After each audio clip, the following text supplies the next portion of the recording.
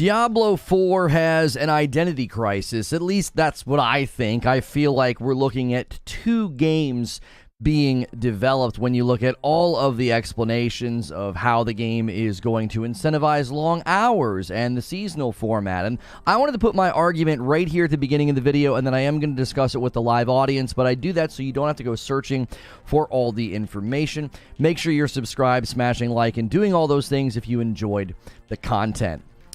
I think Diablo IV has numerous progression systems and investment paths that incentivize the player to pour long hours into the game. I think it's undeniable at this point they are seeking to make a game that is going to last for a very, very long time. When you look at the systems that they're describing, whether it is the renown system, the paragon system, they want you in this game for very, very long play sessions, as well as just over the months and years that the game is out. Now, they also have a seasonal character model that will give you a reason to dive back into the game each season with a fresh character. So you have sort of the seasonal aspect of the game, and then you have the main game grind. You have sort of the main systems inside of Diablo IV that will enable you to level up a character and really invest in what they have. I believe these two identities are starting to feel like two different games. One of our community members, Hilly, said that the other day. He says, I feel like they're describing two different games the more they talk about it, and I don't know if these systems they're describing overlap in meaningful ways. Sort of the more I look at the game and the more they describe it, everything feels a little disconnected. Now, that doesn't mean they're disconnected, but as it stands right now, I wanted to outline all of the different things that I feel is creating this tension, which is why I'm saying it kind of feels like the game has an identity crisis. I am open to being wrong about this. I hope that in the coming months and maybe even in the beta, I could start to connect the dots and the lines, but let me explain what I mean, okay? I want to break the game into two categories. There's the main game grind, and then there's the ongoing content. Those two systems are, I believe, where this divide is taking place. At least in my mind, maybe you have similar thoughts. So let's just talk about the main game grind. First, there are multiple systems that will enable you to make your character advance in the world. Some of these are more passive, more of like an undercurrent. Others are more intentional. We have the renown system. This has account-wide benefits like skill points, potion charges, paragon points, and you earn these per region. And once you earn them all, that's kind of the end of it. There's rumors and there's speculation that there'll be seasonal renown buffs and seasonal renown things that you can earn that would then fade each season. Now, the character also gets specific rewards from this, 10,000 gold and some experience. So you have this undercurrent grind that's account-wide. It's not specific to the character. And my question is, how does this system interact with the seasonal characters? Is it there to sort of add to the main game grind when you're playing through the main game, when you're playing that campaign? We don't necessarily know how this interacts with the seasonal system yet. That's why I feel like there's a bit of a divide. This is only one system, by the way. There's also the paragon system. Paragon system is going to be quite a bit different this time around. It's going to start at level 50. You'll get 4 points per level, and it does cap. Once you hit level 100 as a character, you will no longer be getting paragon points to invest in your character. So why does this exist? This is not some ongoing micro percentage points grinds to extend the end game. They've sort of encapsulated it in an end game they're describing as level 50 to 100. What does this mean when you're trying to increase world tiers? What does this mean when you're trying to advance beyond level 100, or is that just sort of it? And what does the paragon system mean for the people that want to do a seasonal character grind? If seasonal characters are disposable, why would I be investing large amounts of my time spending and navigating and twisting and turning? The paragon board is more than just spending points. There's glyph systems that can increase points around them in the center, and rotating them can change how things line up. A lot of intentionality, but again, this feels like it's attached more to the main game grind.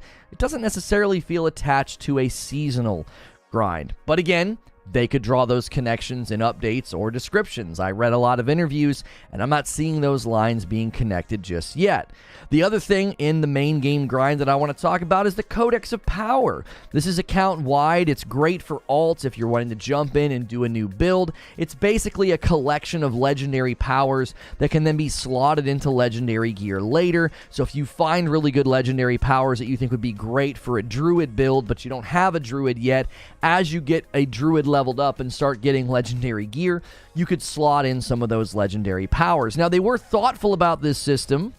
The best gear will be found in the wild. It's not like you can sort of farm, get all your Codex of Power filled up, and then just sort of make a god roll, right? How you get them is really important. You obtain legendary aspects by dungeons that you specifically run. Once they're unlocked, you can then target specific aspects and choose the dungeons on the map that have those aspects to obtain. So sort of like a gotta catch 'em all, you can go out, you can do different dungeons, different fights, and have those in that Codex of Power. This is, again, this is attached to, in my mind, that's a main game grind. That's a main game thing that you're doing, that this doesn't feel attached to the seasonal grind. What does it matter? Again, that's going to make the seasonal grind probably pretty fast. If you have all those aspects unlocked, that can really make your seasonal grind so quick. That's one of the appeals of a seasonal character grind, is it's faster than sort of the slow plodding leveling that we're accustomed to. Now, the last thing I want to talk about before I go to the ongoing content side, keep in mind, everything I'm talking about really feels as if it's under the category of the main game grind. They talk about skill trees and how late game respec is more expensive. They wanted you to be more committed to your character. What this essentially does is it cements a character into a specific build the longer you play. So the more you invest in a character, the more you play, the more you grind, you're not going to be moving them around that much. There's not going to be this endgame fluidity where, like, every other day you look up a build on Reddit or something and respec in to a completely different build. And I actually think there's a lot of logic to this. I think this is sensible, but why does this matter? What does it matter if I'm heavily invested in cementing a character on my way to level 100, and then I just sort of walk away from that character because now it's time to seasonally grind? Again, the game feels like it has an identity crisis. I feel like I'm describing very two different gaming experiences, and if people are okay with that, great, but I would like to see these systems have a more of a harmonious relationship, more of an interplay, and not be so disjointed and disconnected. So all of that I put under the umbrella of the main game grind, which is consistent with having a main character, like the character you start with, the first character you build and dive into the game with and play the entire campaign with. All of those systems will be there as a part of that grind. The Renown, the Paragon, the Codex of Power, all of that's main game grind. Then there's the ongoing content. None of the ongoing content seems to be meaningfully connected to the main game grind. Keep in mind, you can skip the entire story and just never play it. You can say, I don't care about the story, I just want to jump into the grind. I'm going to do seasonal from the very, very beginning. I think they know that there are people that just have zero interest in the campaign and the cinematics. Now, this seems heavily focused on seasonal content and updates. It's as if the ongoing content model is mostly seasonal content and updates. Now, they have confirmed there will be expansions. I'll talk about that in a moment. None of this seems to matter to my main character that I take through the main game grind. That main character, I spend all that time on their Paragon board. I spend all that time earning renown. I'm doing all of those things, and then that doesn't touch down on a seasonal character. Now, some of the account-wide benefits will, like the Codex of Power, but not everything will. A lot of that grind just is sort of encased on that character. They confirmed that expansions will be happening. I'm thinking it's likely going to be on an annual basis, and they will be coming with classes. We know they have plans to add more classes. That will likely be with expansions. But again, this causes a dissonance. This causes confusion to me. Without a main character, what's the draw of expansions? Who am I going to play with in the expansions, right? Well, if there's a new class, That'd be a great time to start that class, wouldn't it? Well, actually, new classes in my mind are better suited for seasonal because you can level them up really, really fast. You can get all those new skills and abilities a lot quicker, and I think that's a really, really great draw to kind of jumpstart that brand new class. Like all of a sudden they drop, I don't know, a monk in the game. And do you really want to take them through an expansion? That feels kind of strange. Unless, of course, the expansions are story-focused around the new classes. But even then, that would feel a little bit strange to suddenly be playing an expanding story in the world of Sanctuary, in the world of Diablo IV, and playing on a brand new character. Now, why do I care about the expanding story of the world? Why do I care about everything that I've done and everything that we've worked on if I'm just sort of always on a new character after that first season, after that first launch? Even the way they describe seasons, I think, indicates that the story in the world will be expanding and evolving in relation to my behavior. They use the phrase lasting impact on the world a lot. I covered that in my MMO in Disguise video. I basically argued that Diablo IV is an MMO in disguise, right? So let me give you my thoughts and my conclusion. Number one, Diablo IV seems to have a ton of thoughtful and lengthy progression systems for the main game grind. This seems connected to the seasonal format, but the ways that it appears to be on one level helpful, but at other levels it seems to undermine their purpose. They don't seem to be in harmony with each other. They seem to be at odds. Long-form main game grind looks, on the surface, to be built well and built to last. There's lots of ways to level up your character and have a unique experience as you play through the game. Just the strongholds alone makes it feel as if you're changing the world of Sanctuary when you're playing through it. But then you're going to leave that character and that world behind. You will no longer be playing with that character. If seasonal grind is faster, if it's more disposable, which is likely the case, that's one of the draws of a seasonal character grind, then what's the point of getting to level 100? What's the point of world tiers? They haven't really established that. Why would I be doing any of those things? Number two, seasonal format and seasonal characters were a hit because they descended into a content vacuum. There was nothing to do, there was no way to play the game ongoing, and the seasonal model has been an enormous hit with the community. Their appeal and draw is undeniable, and other games are copying the format. If you look at No Man's Sky Expeditions, it's almost a one-to-one copy. But that does not mean that the seasonal format is set in stone. It doesn't mean it's beyond revision, that it doesn't need to have evolution or iteration.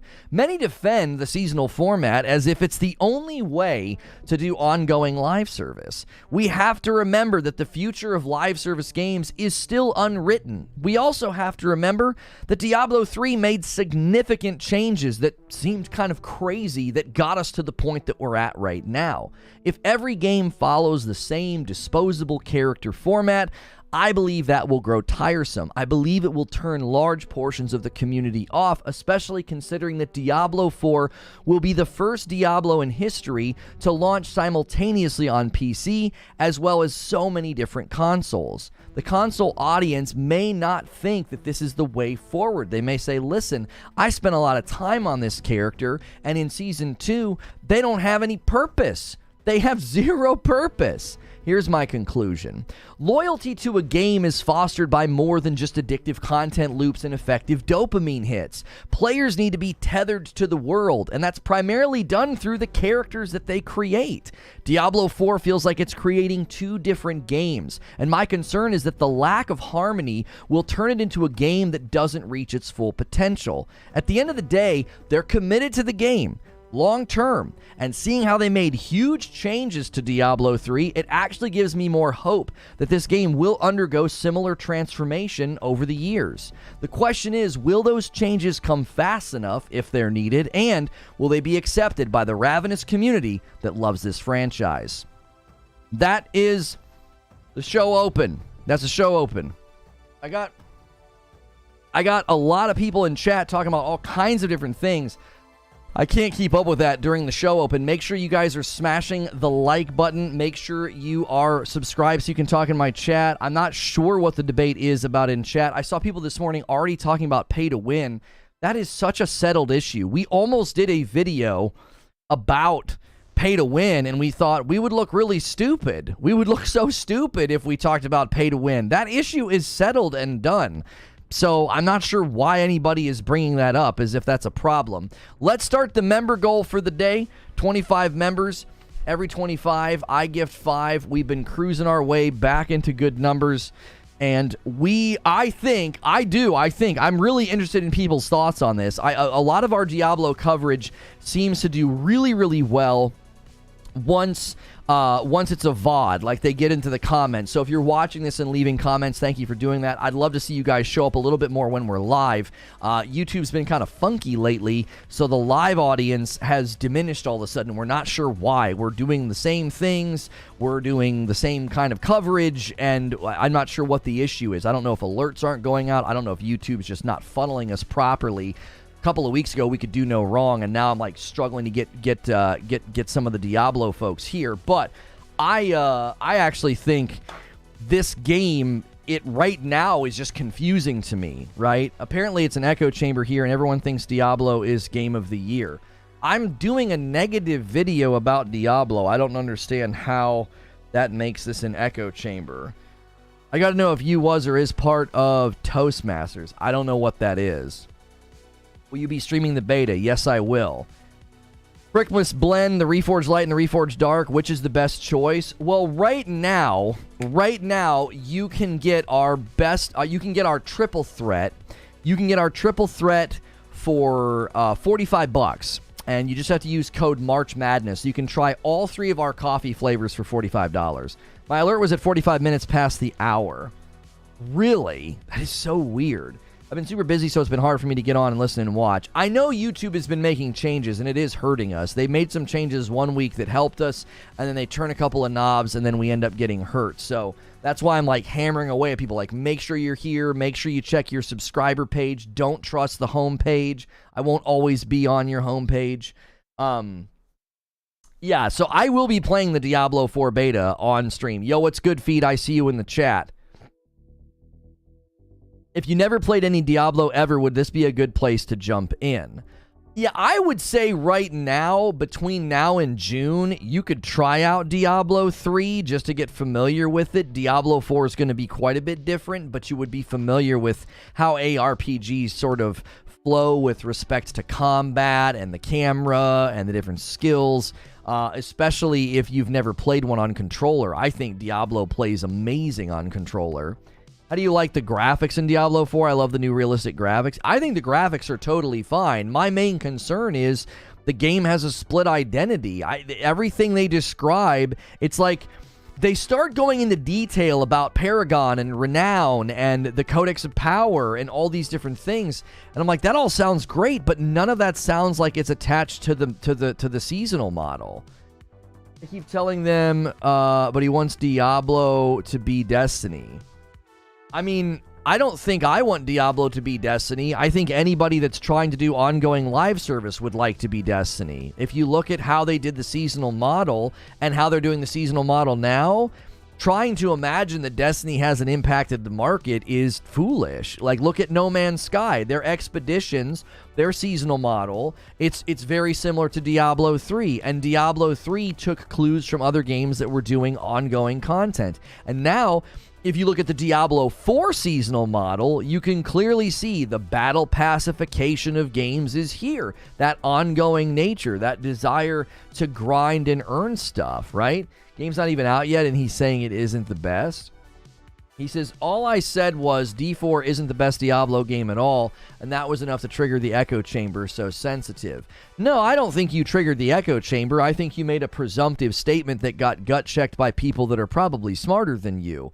I mean, if you're going to come in and immediately decry a game as not being the best Diablo when it's not even out yet, and you're basing that off of what? I mean, what observations could you make that would make you conclude this isn't the best Diablo? The question about whether or not it's the best Diablo is subjective, number one. It could come out and be more commercially successful, have more players, and more longevity than any Diablo in history, and there will still be people that are, like, not convinced. They'll say, yeah, well, I actually like Diablo 2 the best. I mean, whichever Diablo you think is best is, you know, I would think. It's not really up for discussion because it's purely subjective. Noberto with 22 months. Resub squad, where you at? Hit the like button, y'all. Yeah, let's get some gifted members. Let's get some new members. Renew those memberships. Shut your UI off for a 50 FPS increase. Really hope they allow UI off with damage numbers active this time. Also, good morning. It's been a while. Glad to see you. What's good, Retribution? How are you? If they haven't played Diablo, they could wait for the open beta. That is true. The open beta is this month, and the Diablo IV open beta doesn't require purchase. There's early access on the 17th to the 19th, but that's just for purchase. The open beta is the following weekend. Commercial success does not equal better quality. I didn't even hint that would be true. Like, I'm going to say this again because I guess maybe you turned the stream off, muted it, or I don't know, maybe you're wearing earplugs and just watching me wave my hands around. I literally said determining which is the best Diablo is subjective. I said Diablo 4 could be the most commercially successful Diablo in history and have an amazingly vibrant player base, but you could still think that Diablo 2 is better. I literally made allowances for that. I don't understand why people suddenly have a really hard time listening to a live stream. Like, why are you here? I don't get it. Like, what? You don't listen. Like, you both said the same thing. Jamka said the same thing. Anung Unrama is now agreeing. I literally just said that. Who are you disagreeing with? I said, listen, Diablo 4 could be insanely successful. It could be the most successful commercially game that they've ever made. It could be the king. And you could still conclude and say, I liked Diablo 2 better. You can't determine who's right in that equation. It comes down to what you enjoy, what systems you look for, what keeps you playing, what's the draw, what do you think of the end game, what do you think of the content loop, like the Diablo 4 end game. From where I sit, this is a critical video. That's why I don't understand why people are in here acting like it's an echo chamber and it's game of the year. This is a critical video. I spent 16 minutes outlining how the main game grinds don't feel connected to the ongoing content model. Diablo 4's live service approach, the ongoing content model of Diablo 4 is built around seasonal content and seasonal characters. None of that feels connected to super long-term main game grinds of renown and clearing the map and unlocking strongholds that changes the map. They kept using the phrase the other day, lasting impact on the world. They talk about account-wide benefits from renown. Your paragon system, right? Like, your paragon system runs from level 50 to 100. Why? What's the point of the paragon system? Is it just like a secondary grind? Is it literally just a companion leveling grind for the last 50 levels of the game? If it doesn't have anything to do with like ongoing grind, ongoing characters, it just doesn't seem it just doesn't seem connected. I don't think people complaining about Echo Chamber is about your video topic. Before you started, people were getting pretty defensive of any critical views on the game. Well, with respect, Jomkas, I saw you and other people running a narrative, right? Running a narrative. They ran with the narrative of like, oh, it's going to be pay to win. It's going to be pay to win. Blah, blah, blah. Pay to win, pay to win. Starfield, oh, you sons of... I knew they were going to frickin' do this today. I knew Starfield was going to do this. We were worried. We were like, oh, man, all the Redfall guys are going to start dropping all their Redfall stuff in the morning. Starfield launch date announcement. It's 2 minutes. It's a bunch of ships flying around. 9-6. Get ready to embark on the new episode with the first new universe years. It launches on September. Is that the release date? That's not the showcase? That's the official launch date announcement. This is how they announce the launch date? I was pulling for 10/10. I was close. I was off by a month. September the 6th. So there you go. You didn't get your first half of 2023. I told people June didn't seem like it was going to happen. I kept telling folks. Well, there you go. Where's the what? Why would you do this? Why would you do this instead of a showcase? They just cannibalized my show, by the way. Why are we going to talk Diablo? How are we going to talk Diablo? Everybody's going to be coming in talking about this. Dadgummit. Listen to me. Listen to me. Why wouldn't they June 11th for the show? June? That's when they're doing the showcase? Unbelievable. We called it. We called it. I said they're going to talk about Starfield in June. They can use that whole month of press, and then the game lands in October. 10-10 was my bet, and it's 9-6. The showcase is in June. Get out of here. It can be 6-9 outside the U.S., right? Tagged you on Twitter, mate? Yeah, I mean, I just got the alert in my Discord. I think Creature called September. He kept telling me September. I kept saying October. Dadgummit. We got to do this tomorrow. I don't want to do it today. I don't want to slap together the show. I do not want to slap together a show. My show open and my monologue needs to be on point. It's super tempting. It's super tempting to just flat out react to this right away, but I think that's a bad idea. That's not what we do here. I do well-written show opens and monologues. We're going to have to kick that to tomorrow. I knew they were going to do that. Creature and I were super paranoid. We're like, all right, you're going to get up tomorrow, and they're probably going to drop all the Redfall footage. We're going to have to do a Redfall, preview roundup. And I was like, okay, so I typed up a show for that. I was ready to go. Nothing this morning, nothing. So I had my Diablo show already typed up. I was like, well, we'll do the Diablo show anyway. Showcase in June, release in September or March. Those are the only windows they had. Yeah, I kept saying they'll showcase it in June and they'll do 10-10-20. They'll do 10-10-23 because I was like, if you do the showcase this early in the year, you're going to make people wait too long. I kept telling people, I was like, there's no freaking way that game comes in June. I just didn't see it.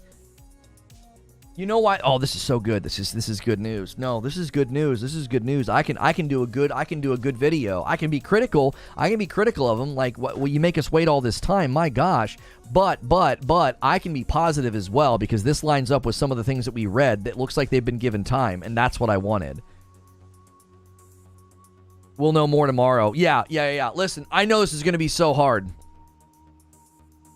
You're going to start doing well-written. I look forward to it. Oh my gosh, frick you, Zubair. Listen, I need your guys' help with something. This is going to be really hard, but let's stay on topic, okay? Let's jump back to Diablo, and the only way this is going to work, I need 200 likes on the video. We got to get some gifted members going. We got to get this video's got to get into the YouTube lanes, right? If we start talking about that game, we're going to get kicked out. Like, YouTube's going to be like, you got a Diablo 4 video and you're talking about all these other things.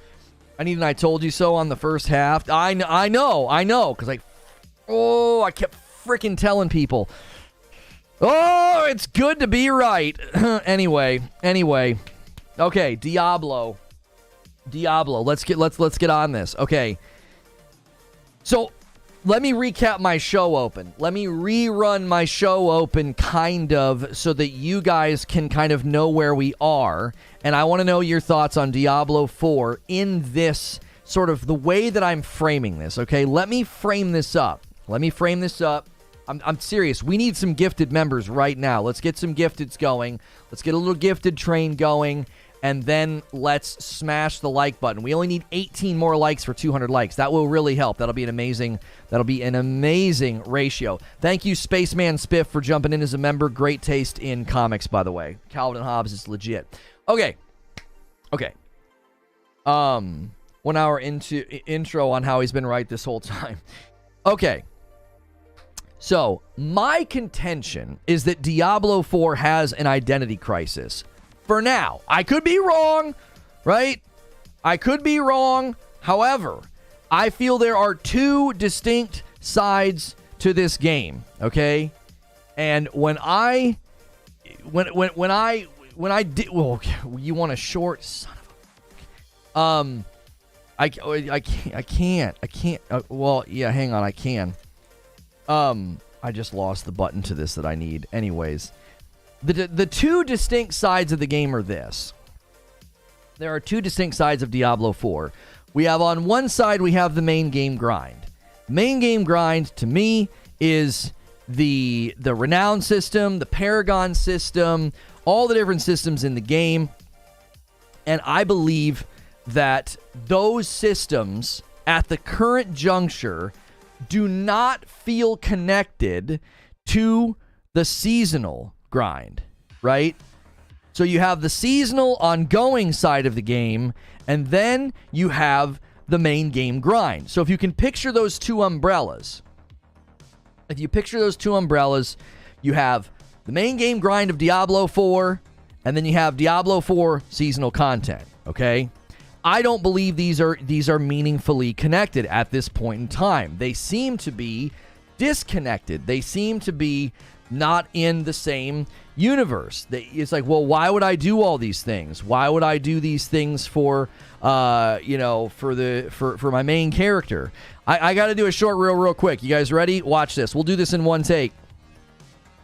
Well, Starfield's releasing in September. They're not making first half of the year, and the showcase is in June. Some of us kind of called this. It seemed that the game coming in June was unlikely. June's too stacked. My prediction was October. I was a little late. It's going to be September the 9th with a showcase about Starfield with new Starfield gameplay in June. What do you think? They didn't make good on their promise. Are you happy, mad, or indifferent? Okay, there you go. Creature wants a short. Okay, so that's sort of my show open. That's how I'm viewing Diablo 4. Diablo 4 sort of existing in two complete, Hilly described it as two games. It's basically like they're making two games. Like, yeah, it doesn't feel like we have, one distinct game right now. We have two distinct games. And I actually think that's a really, really great way of looking at it. If you look at it, it's like, okay, let's just imagine with me here, you're playing through the Diablo 4 campaign. You've got your main character, you're grinding, you're leveling, you're doing all the things. You get to level 50, and you start working on the Diablo 4 paragon system. And you get your paragon system all the way maxed out. It's September the 6th. Ah, shoot. Don't run it. Dadgummit. It's bad. That's bad info. September the 6th. I thought it was September the 9th. 9-9. It's 9-6. That's right. You guys made 69 jokes in chat. Shoot! Stupid, dumb. Really sorry. We'll do it later. Yeah, it's probably good to do it though. We can do it in one more. I never cared about season in any game that I played. If anything, they're tedious, and the content in seasons might as well be released into the normal game. Okay, so one of the first things that tipped me off about Diablo 4 seasons and me not liking the seasons is that I looked at it and said, wait a minute. You're expanding the story. You're expanding the, is this the right microphone? Hang on. Yeah. You're expanding the story. You're expanding the world of Sanctuary. Why am I going to do that on a secondary character? Why am I going to care about that on a secondary character? What purpose does that serve? It doesn't make any sense. It's like the two things are disconnected. The Starfield release date is here. It is September the 6th. And I was expecting October, and you're not getting the game in June. You're going to get a showcase in June. Many people thought the game was going to land in June. We were going to get like a March or April showcase. Not happening. They just announced the official Starfield release date as September the 6th. And this is beyond that 6-month commitment, the first half of 2023. They didn't make good on the promise. What do you think? Disappointed, angry, or nothing? Okay. King of the Two Take. Yeah, when you get the frickin' date wrong. The first video was better. I hate No Man's Sky seasonal content. It's not available at any time you want to play it. But it's not content. Jamkas. The reason that the reason that No Man's Sky works as seasonal content is because it's not content.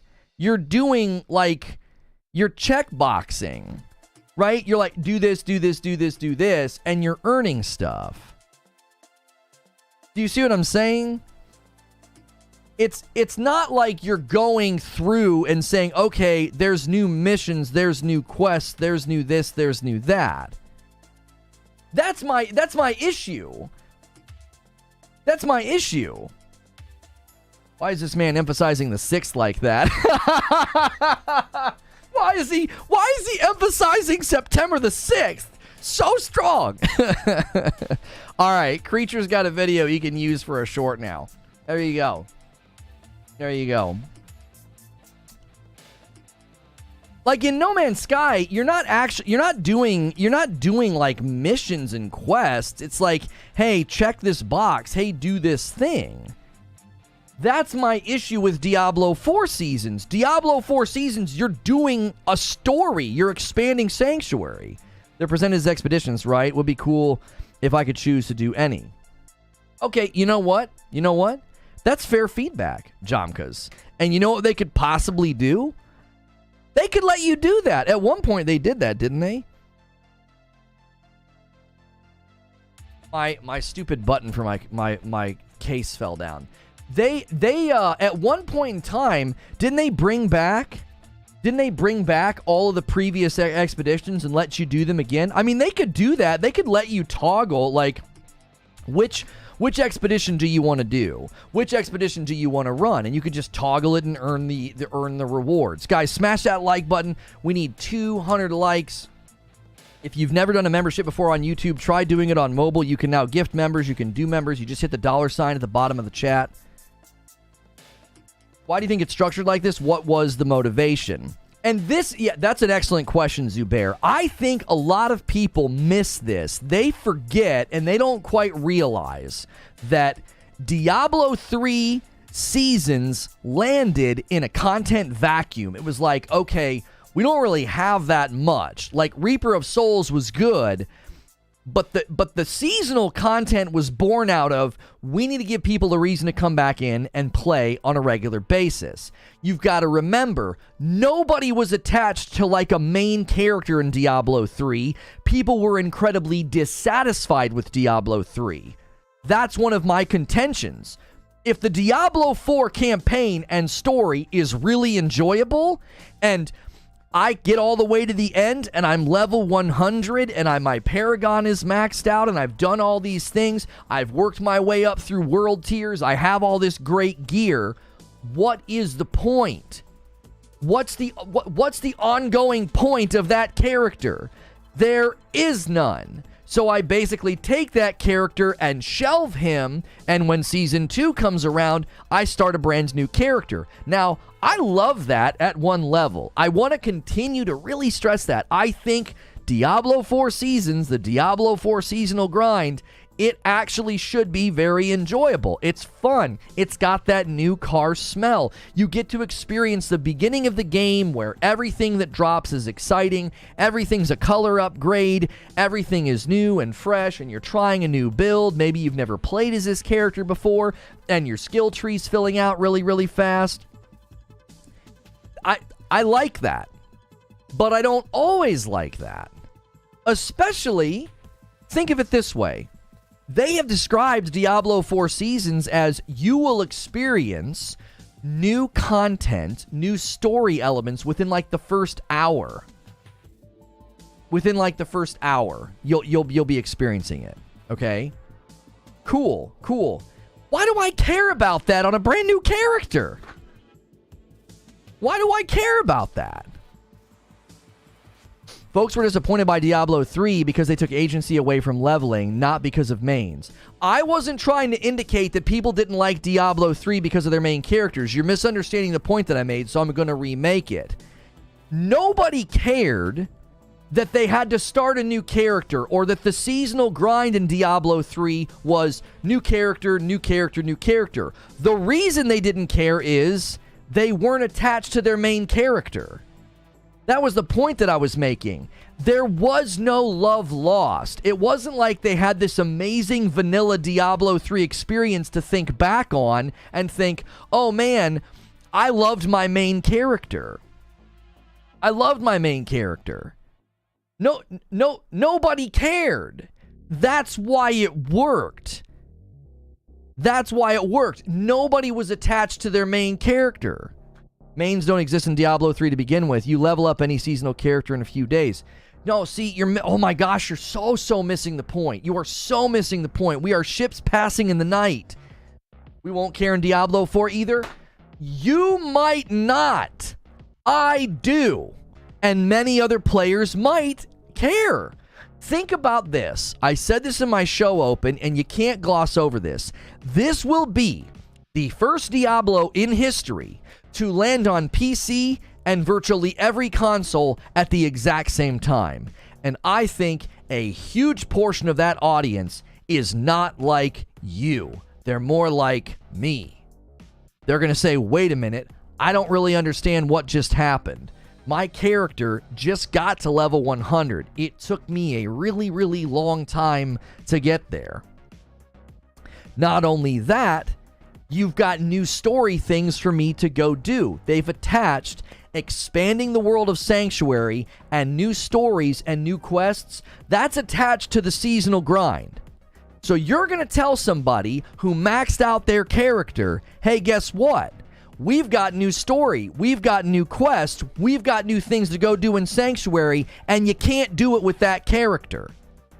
You got to start a new character. That's bonkers to the rest of the world. That's bonkers.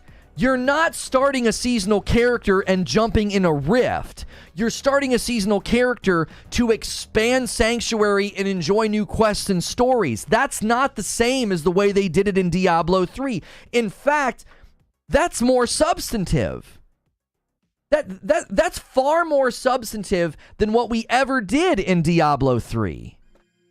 Diablo 3 was like, yeah, I'll pick a Necro, and you start, and you just jump into some rifts. There's no story. There's no quests. It's just a seasonal grind. Eugene says, if Diablo wasn't isometric, I'd play it, but not if my main doesn't get to play seasonal content. Right, how many people are accustomed to the seasonal format in The Division 2 or in Destiny?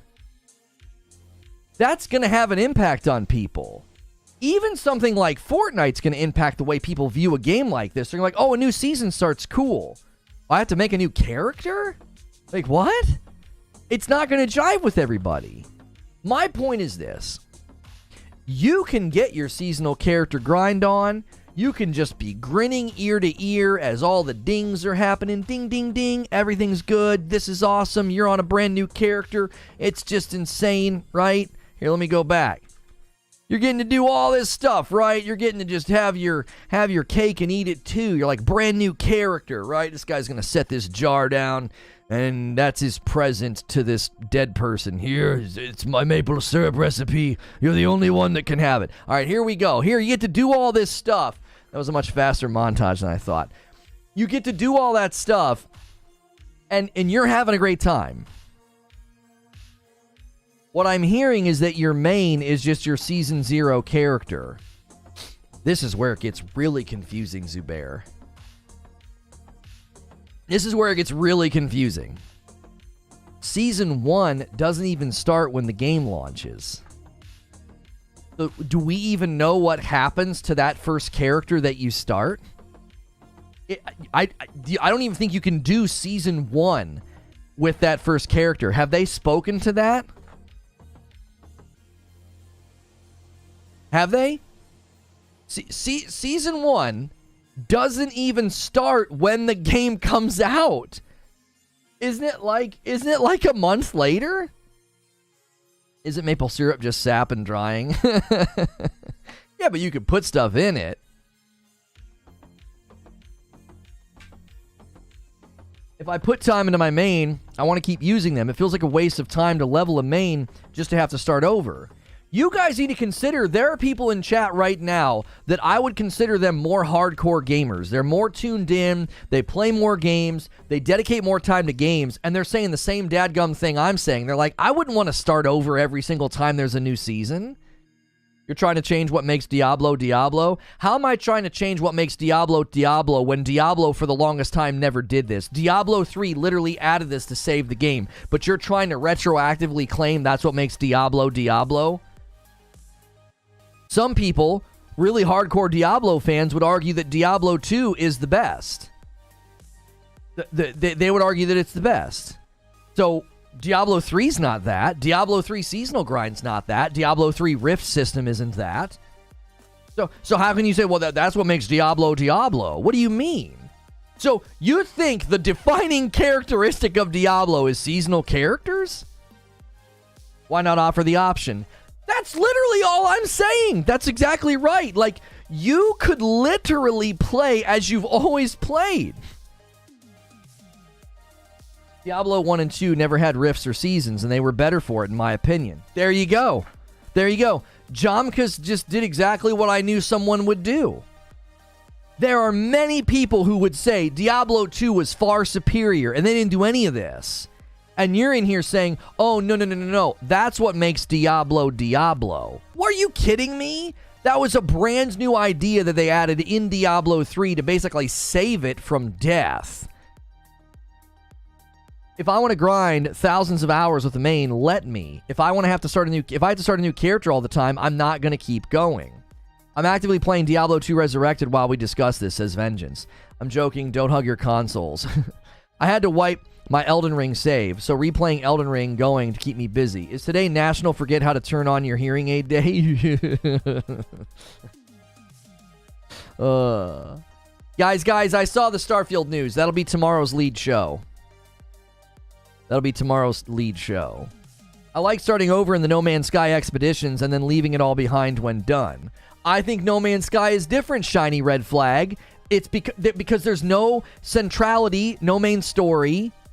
So you're not, when an expedition comes out, you're not like going and experiencing quests and story. That's not what Expeditions in No Man's Sky is. No Man's Sky Expeditions is like, here's a bunch of bounties that essentially have a theme. Do this in the early game grind, because the early game No Man's Sky grind is really fun. You get your ship up to date. You're on random planets, random places, random alien. Like, you get to go through all those early game systems very quickly and rapidly, because every time you complete one of the expedition checkboxes, you get a bunch of rewards that then sort of propels you forward to the next one. It's basically rapid fire progression systems of No Man's Sky with a theme and a bunch of cool rewards. That's not what Diablo 4 seasons are.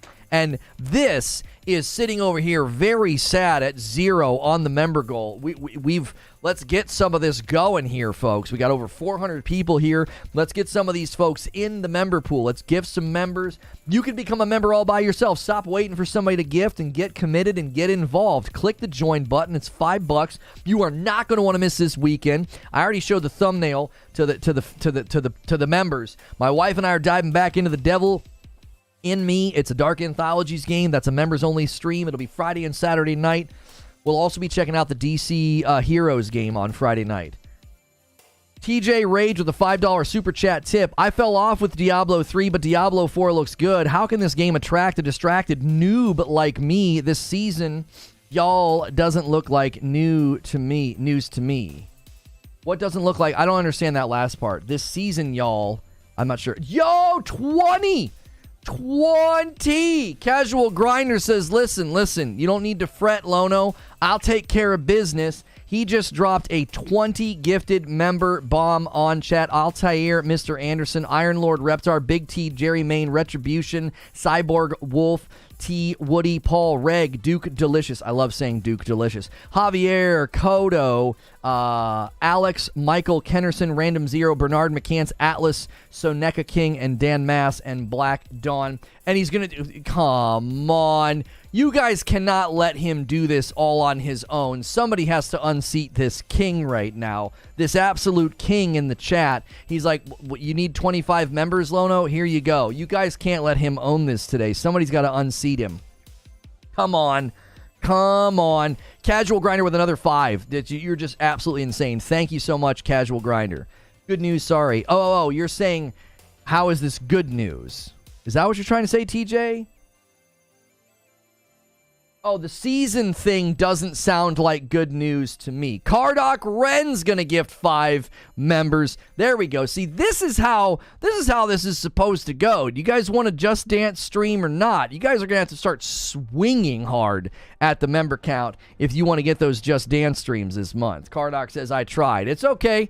It's okay. It's at 30 now, so now it's all lopsided. Now somebody's going to have to round it out. Greenside, Wes Hewitt, Stephen Homer, and Prosy, and Francis Lanthier all got gifted members from my man Cardoc Ren. Thank you, Cardoc Ren. Very generous gifter. Regularly gifting members along with people like Casual Grinder and others. Another 5. Oh, this guy. Casual Grinder says, I'm sorry, what? I'm sorry, what? I'm going to be the most recent gifted. Nobody else is allowed. Nobody else is allowed. Somebody go toe-to-toe with this guy. Where are some of the big boys at? Come on. Somebody keep this guy from at the top. Let's see. That is Josh Weldon, Silver Surfer, Divine the God, Bolneem, and Avit. You guys all got gifted members. Thank you so much, Casual Grinder. I expect Diablo 4 to be similar to Lost Ark in a way, so the MMO comparison is a good point. Listen, this is basically a companion video to my video that Diablo 4 is an MMO in disguise. This is basically a companion video. This is me saying, listen, we outlined all those systems. I believe I made a very strong case that Diablo 4 is an MMO. It just doesn't want to admit it's an MMO, okay? Just because there aren't hundreds of people in a town, and just because there aren't hundreds of thousands of people in a town, doesn't mean that it's not an MMO, okay? That I don't buy that, not for a minute. I don't. Guys, do not let this man do this. Do not let this man do this.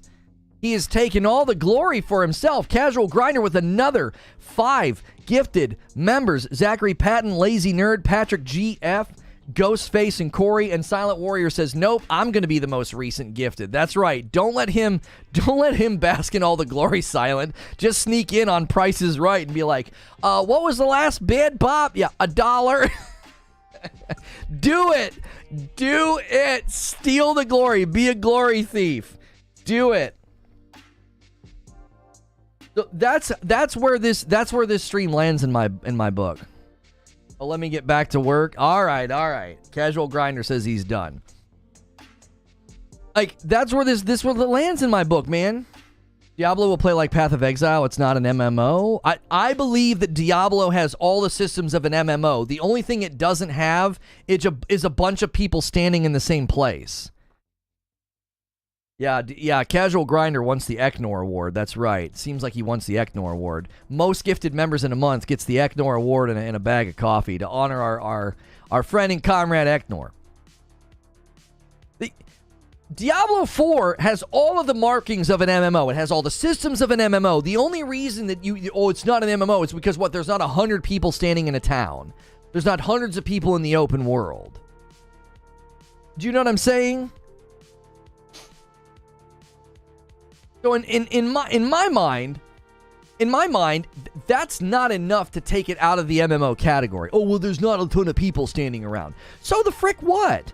There's going to be thousands of people playing all at any given time. There will be hundreds of thousands of people playing at any given time. And you will be able to run into those people into the wild. You have long form grinds, renown system, paragon system, the Codex of Power. You have seasonal content. You have expansions. You have dungeons. You have a lasting impact on the world according to the developers. Gaming has changed a lot since the last Diablo came out, says Paul. Asking them to evolve and innovate is fair in terms of the seasonal hero resets. They're trying to put all the old systems into a new model. That's why it has that's exactly right. That's why I say it has an identity crisis. Listen, Hilly put the bug in my ear the other day. He was like, it sounds like they're describing two different games. And the more I looked at all of it, I was like, am I projecting this on the game? And I thought, no. No, listen to everything they've said.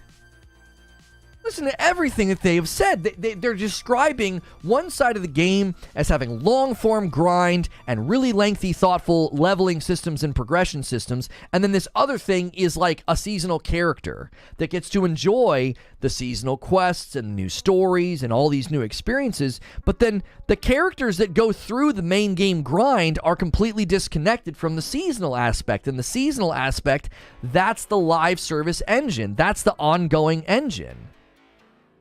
That's what's so bizarre about this to me.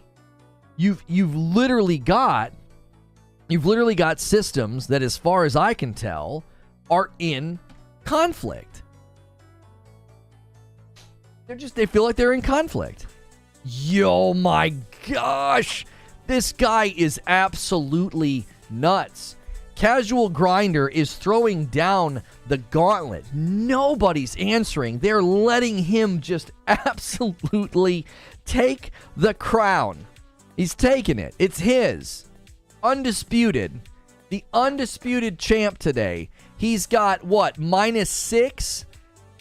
Yeah, he's got -6. He's got 55 of the gifteds today. Oh my gosh. He just did another 20 bomb. Who are you? 81 members on the day. Another 20 gifted bomb. What is happening? This man has done 75 on his own today. He says, I'm done. That's 75 just from Casual Grinder on the day. That's freaking bonkers. I can't even read all of the names. Let's celebrate his generosity by smashing the like button. I guarantee you there is 70-something people right now that have not pushed the like button. Give it a smash. If you're on mobile, you got to minimize chat. Give it a press. It helps the video. It helps more people find this video. We know about the Starfield stuff. We're not talking about it. That'll be tomorrow. We're talking Diablo 4. I feel like Diablo 4 has a split identity. I feel like we're dealing with conflicting sides of the game. They don't feel like they're harmoniously connected. They feel like they're sort of juxtaposed. Love the content, dude. Thank you. And that is what we are discussing right now. I am running today's stream on normal latency. It does not seem to have affected our ability to have a conversation. We're hoping maybe that minimizes the buffering and the blips, because when you run on a better latency, so there's like quick reaction time, it tends to lead to more blips and buffering. So I'm running on normal latency today. I've not noticed any difference. I think it's Casual Grinder's cat walking on his keyboard, says Zubair. Go off, Grinder. Big generosity, says Joe. Wait a second. So the day you don't have to play the story and you can just play seasonal, but they're putting new story in the season. Thank you, Raijin. Thank you.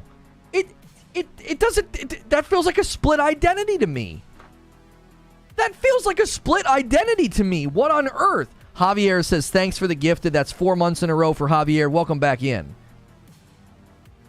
That's exactly right. Listen to what Raijin just said. Listen to this. There's going to be new story and quests as you expand the world of Sanctuary in the seasonal content model, and you don't even have to play the main campaign to get there. You don't even have to play the main campaign to get there, so why does it even matter? Again, the seasonal grind feels like it should be attached to the main game grind. It doesn't make any sense at all. Yo, Bernard says, I just got a gifted membership. Let me pay it forward. My man, Bernard. See, that's the way to do it. 81 people have been gifted members. If you're like, hey, I could pay for my own membership, pay it forward to another person. My man Driz says, I came in late for the gifted. Bernard's got you taken care of. He paid it forward. That's the way we do things here. Dustin Straw, thanks for 8 months. 5 coming in from Javier. I got to add 6 to this total because we got 1 from Bernard and 5 from Javier. Javier's like, I'll pay it forward. Dadgummit, I'll do a 5 bomb. Let's go. If we have a pay it forward train, we'll frickin' blow the lid off this member count. 86, this could be in the thousands if everybody just paid it forward every time. That's awesome. No problem, homie. I appreciate that. That's what's up. That's what's up. If each character had their own story, then playing a different character would make sense. Here, okay, let me respond to that, Jaggy. And let me tell me how it feels. Am I responding just as quick as it usually feels? Like, I'm curious how normal latency feels for you guys. Let me respond to that. They're putting your custom-made character into every single cinematic, not like an in-engine scene. The actual rendered cinematics is going to have your customized character. So when you make your first character, I'm making a druid. I'm going to make my druid look legit. He's going to look awesome. He's going to be in every cinematic, not some in-engine cutscene where everybody stands around awkwardly with their in-game armor on. Do you see what I'm saying? Like, my character's going to be in the frickin' story, and then a season's going to come out. And it's like, yeah, here's new story, here's new quest. Yo, a gifted from Silent goes the Striker one. You keep thinking you're behind. Is it that bad? Is the delay that bad? I can't tell a difference, says Revive Farmer. Same Eugene, says RT, says Ronald Mayday. Crazy how just having certain star signs show up at the right time, business booms, time tested. I'm telling you, man, feels good. What we do here is really enjoyable. I love it. I love what we've been able to do lately. We've been able to make up our own shows. We're not beholden. We are not beholden to the news cycle. There was no news. This is my show. I ran this show because I wanted to. Tell me when you see this. I read it as soon as it popped up. What it makes it feel like to me was the point of a man hours creating a story campaign for Diablo then. Why have it? Can you explain this to me like I'm 5? Is the new seasonal character already leveled for new content, or do I have to re-level? You'll be re-leveling. And they said that you're going to experience the new story and the new quests and stuff within the first hour of the season. 1. Eugene typed 1. I don't know what that is. Forgot about the pay-to-win crap, says Paul, but 2, says Kyle. But Diablo Immortal does the seasons great, and you never reset. 3, says Hellfire. What are you guys doing? What I was suggesting was that each character type has their own origin story. In ESO, you can have different playthroughs. Oh, sure. Yes. There's at least a 20-second delay or so? Okay. It's worth it if we have less buffering. If we have less buffering and blips, it's probably worth it. Like 20 seconds. That's not bad at all, dude. In the old days when I streamed on Purple, before they pushed out low latency and better chat response, it was like a minute to a minute and a half. I think 20 seconds is fine. If the result is less buffering and less jacking up the view count, then I'll probably run this for a little while. Zara Angel says, I'm going to go for Sorcerer, but really want the cute wolf cub. Well, the cute wolf cub is classic Gnostic, Zara. It's classic Gnostic. You earn that by getting to level 25 in the beta. And I'm fairly certain you can put it on any class. And yes, the wolf club is a must. 20 seconds doesn't even seem that long to me. Okay, good. No, don't say blip. Creature will ban you. Yeah. You think they want to do it? You think they want to do it for artificial longevity? But I don't think it's artificial longevity, Butters. It's quite literally. It's quite literally a reason for people to come back in. I'm seeing more like 4 seconds. I actually think on mobile, chat is more delayed, so it probably syncs up more with my words. I think it's fast. It's going to feel faster on mobile than it will on PC. It'll take an adjustment for sure, but if it fixes it, it's worth it. Yeah, I got so tired of that. The viewership is fluctuating, but it feels like a more genuine fluctuation. It just feels like people are coming in and out. I'm going to stream till I hit 20. Level 20 for sure. That's the way to do it. Just grind it out. That's what I mean. I'm gonna play. We'll be playing it on Friday. I'll be playing it with my wife. We'll be playing it with the chat. We'll be playing it with the stream. You know, that's the way to do it. I think that commonly people enjoy watching people grind a character. Yo, Javier's gonna push us really close to 100 members on the day. That takes us to 92. 92 members. Holy moly. Immortal's back in. Dusty's in. Crotch Gobbler. What a name. Cadence. And Modi is in. Modi J.I. Javier, that's so generous. Thank you so much. Let me give you guys a total member count because we had some big member goals for this month. You guys got really close last month. There's a Just Dance stream that people want. There's a Just Dance stream with an outfit. There's a beard shaving incentive. There's all these incentives, and we are currently sitting at $25.89. So you're about 300 members away from the Just Dance stream. You guys have put a nice dent today. Really, really nice dent in the member count. Drizzed D says, I haven't been on your streams in a while. Did you do one about the Elden Ring DLC? I did. You guys need to make sure when YouTube starts jacking around, check your subscription tab. Don't just check your homepage, right? Miss it with my daughter who is very ill. We allowed to stream the beta? Yeah, you can stream the beta and you can make content. There's no NDA because it's a pre-order beta and then it's an open beta, which means there is literally no NDAs. You won't be signing any non-disclosure agreements or anything. The Wayfinder beta's NDA is like super strict. Like I couldn't even go live and be like, here's how I experienced it. Like I can't even, if I played that one, I didn't play it, but if I did, I couldn't even talk about it. Butter says, with respect to artificial longevity, I'm talking about forcing you to make another character. But I wouldn't say that's artificial longevity. I wouldn't. Why does your stream always start 40 minutes after the title display time? Is that considered to be false advertisement? Yes, call the Better Business Bureau, quick. When does the beta start? I don't know the exact time of day. The first beta for the pre-order, the Diablo IV beta for pre-orders is March 17th to the 19th, and then the open beta is March 24th to the 26th. So they're 1 weekend apart. To be fair, Drumman, I am trying to start more closer to being on time. I would like to start at 10 or 15 after 9, so everybody kind of gathers and gets in. And I know everybody's used to like the 9:30 start time now, so that the people waiting for the stream to start tends to swell around 9:30. I'm trying to be better about it. I'm doing too much in the morning because, for my own life, work-life balance, and mental health, I stopped doing a bunch of stuff late at night, and it means it gets kicked to the next morning. Seasonal characters are already a thing, so I don't see that being a big deal. It will just be a little off the first time around, maybe. Here's the thing, Josh Weldon. What I'm requesting has nothing to do with taking seasonal characters away from anybody. I'm not talking about that. I'm talking about giving me the option of playing a season with a character that I consider to be my main. Right? I'm not trying to take away the seasonal grind. On all consoles, yes. The Nintendo Switch is unforeseen right now. I don't even know if they've hinted at it, but it's going to be on next gen as well as PS4, the Xbox One. It's going to be on all of them, yeah.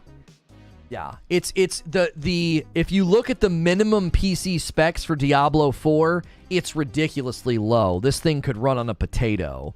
So it's going to have no problem running on the old gen systems. It'll have absolutely no problem with it.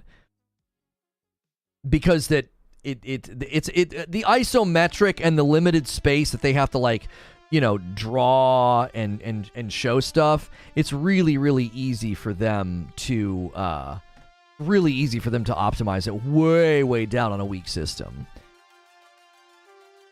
New dev info dropped about seasons that I don't know about. No. What do you mean? Why are you asking that? Seasonal characters are... Oh, I already read that. Do bands always start when the door concerts open? Right. Victor says, the change is how enemies level 2. Oh, they changed how enemies level 2, so it's based on scales. Watch the last dev stream. They explain it quite well, so I don't think that's it. Oh, what's Jaggy saying? What is Jaggy speculating about? This is clearly a problem because by them not wanting level 100 characters playing the seasonal content. No, because you're going to get to level 100 by doing a seasonal grind. I mean, maybe not. Maybe not. Where are we getting the info that seasons will work that way? Can we link to the dev video or post, please? I'm not going to provide you with a link. If you don't trust me, then go do your own research. I'm not going to sit here and lie to you. There's been numerous interviews where they've said the seasonal grind, you will start a fresh character. They have also said that every new season will feature new stories, new quests, and we will expand the world of Sanctuary. If you don't trust those quotations, I don't care. I'm not going to post links in my chat. Like, they've said this in multiple interviews in multiple places. This isn't new information. Like, starting a new character is been out in view of the public for a very, very long time. I'm not saying anything that's controversial or untrustworthy. This has been how they've couched Diablo 4 seasons since they first started talking about Diablo 4. Or are you what specifically are you hearing about seasons that you want vetted and verified? Was it something said in chat, or was it something that I said? Because everything I've said has been in multiple dev interviews. I'm not grabbing like some random thread on Reddit where someone is making stuff up or someone's speculating. I've pulled directly from developer interviews. There have been Diablo 4 dev updates that I think also got into this as well. Time to fire up my potato, that's right. You see the Discord's finally on the PS5 update? I did. For those of you that are just tuning in, for those of you, they said Windforce is coming back, so it'll be a Rogue Day 1. Okay. For those of you just tuning in, the reason that my title and my thumbnail says Diablo 4 has an identity crisis is I've been talking about sort of two categories. There is the Diablo 4 main game grind, and then there's sort of the Diablo 4 seasonal model, or the ongoing content model, right? And it's my opinion that these two things feel very disconnected. Do we know if non-seasonal tunes won't be getting the seasonal story content? The way they've described it, Royal, is that if you want to engage with the seasonal content, you start a fresh character. That's what they've said. And that when the season's over, that seasonal character will get kicked to the Eternal Plane. So all non-seasonal characters are in the Eternal Plane. So sure, they have not explicitly stated that, yes, any character in the seasonal plane cannot enjoy the seasonal quests and story, but they have quite literally made it seem like, no, that you're going to start a character and do all this stuff. I don't know if they've specifically stated that, how seasons will work. They might have. Seasons are going to run for 3 months, so 4 seasons a year. Each season will offer a clean start for players to begin their season journey with a new character and a new class. That's it. I mean, that's right there. If you're going to go through the seasonal journey, you need to start a new character and class. Everything's wrapped up in that. I don't know why they would hack off pieces of the season to be like, well, this Diablo 4 Season 2, yeah, you can do some of it with your main tune. I don't think they've stated that. Wheezy says they have. They have what? They've stated what? That you can't do any of it with a main tune? Have they specifically and explicitly stated that? There's nothing that comes to mind that would need a new character for seasons. If you're worried about leaderboards, just exclude pre-made characters from that. That's exactly right. That's what I've said numerous times, Hacker Spawn. I'm like, what's the big deal? Just exclude me from the ladder races. What difference does it make? Who cares? If the whole game is scaling to me according to resistances, what a lot of us hope is that we can use Eternal Realm characters to play the new story stuff. Even the seasonal grind would be fun with an existing character, Victor. I guess I could get over it if you at least let me play the story elements, so I feel like I'm at least daisy chaining the story along. Like, here's my main druid, new season starts, I go do all the story stuff. Cool, awesome, check those boxes, neat. Now I can start a seasonal character. And I do that with Season 2, 3, and 4. And then when they do an expansion, that's what I'm accustomed to, right? I grab my main druid, and I go and do the story elements and the campaign elements. I wasn't calling you a liar, I was just confused at certain aspects. I was looking for more info, is why I asked for a link. Well, right, like the way you asked it, it was like you were being skeptical. I was like, I haven't said anything that's that outlandish. Everything I've said is just literally from interviews. I feel like this is common knowledge. That's why I kind of pushed back. I was like, wait, this is common knowledge at this point. I didn't pull any of this from like Reddit or 4chan or anything. These are dev interviews where, and this has been my contention since the beginning, is that it feels disjointed. It just feels disjointed. Someone mentioned PoE, Path of Exile. It does sound like that a bit.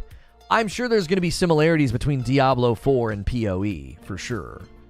Okay, Wheezy's got a paragraph for me. It's from an official Blizzard blog.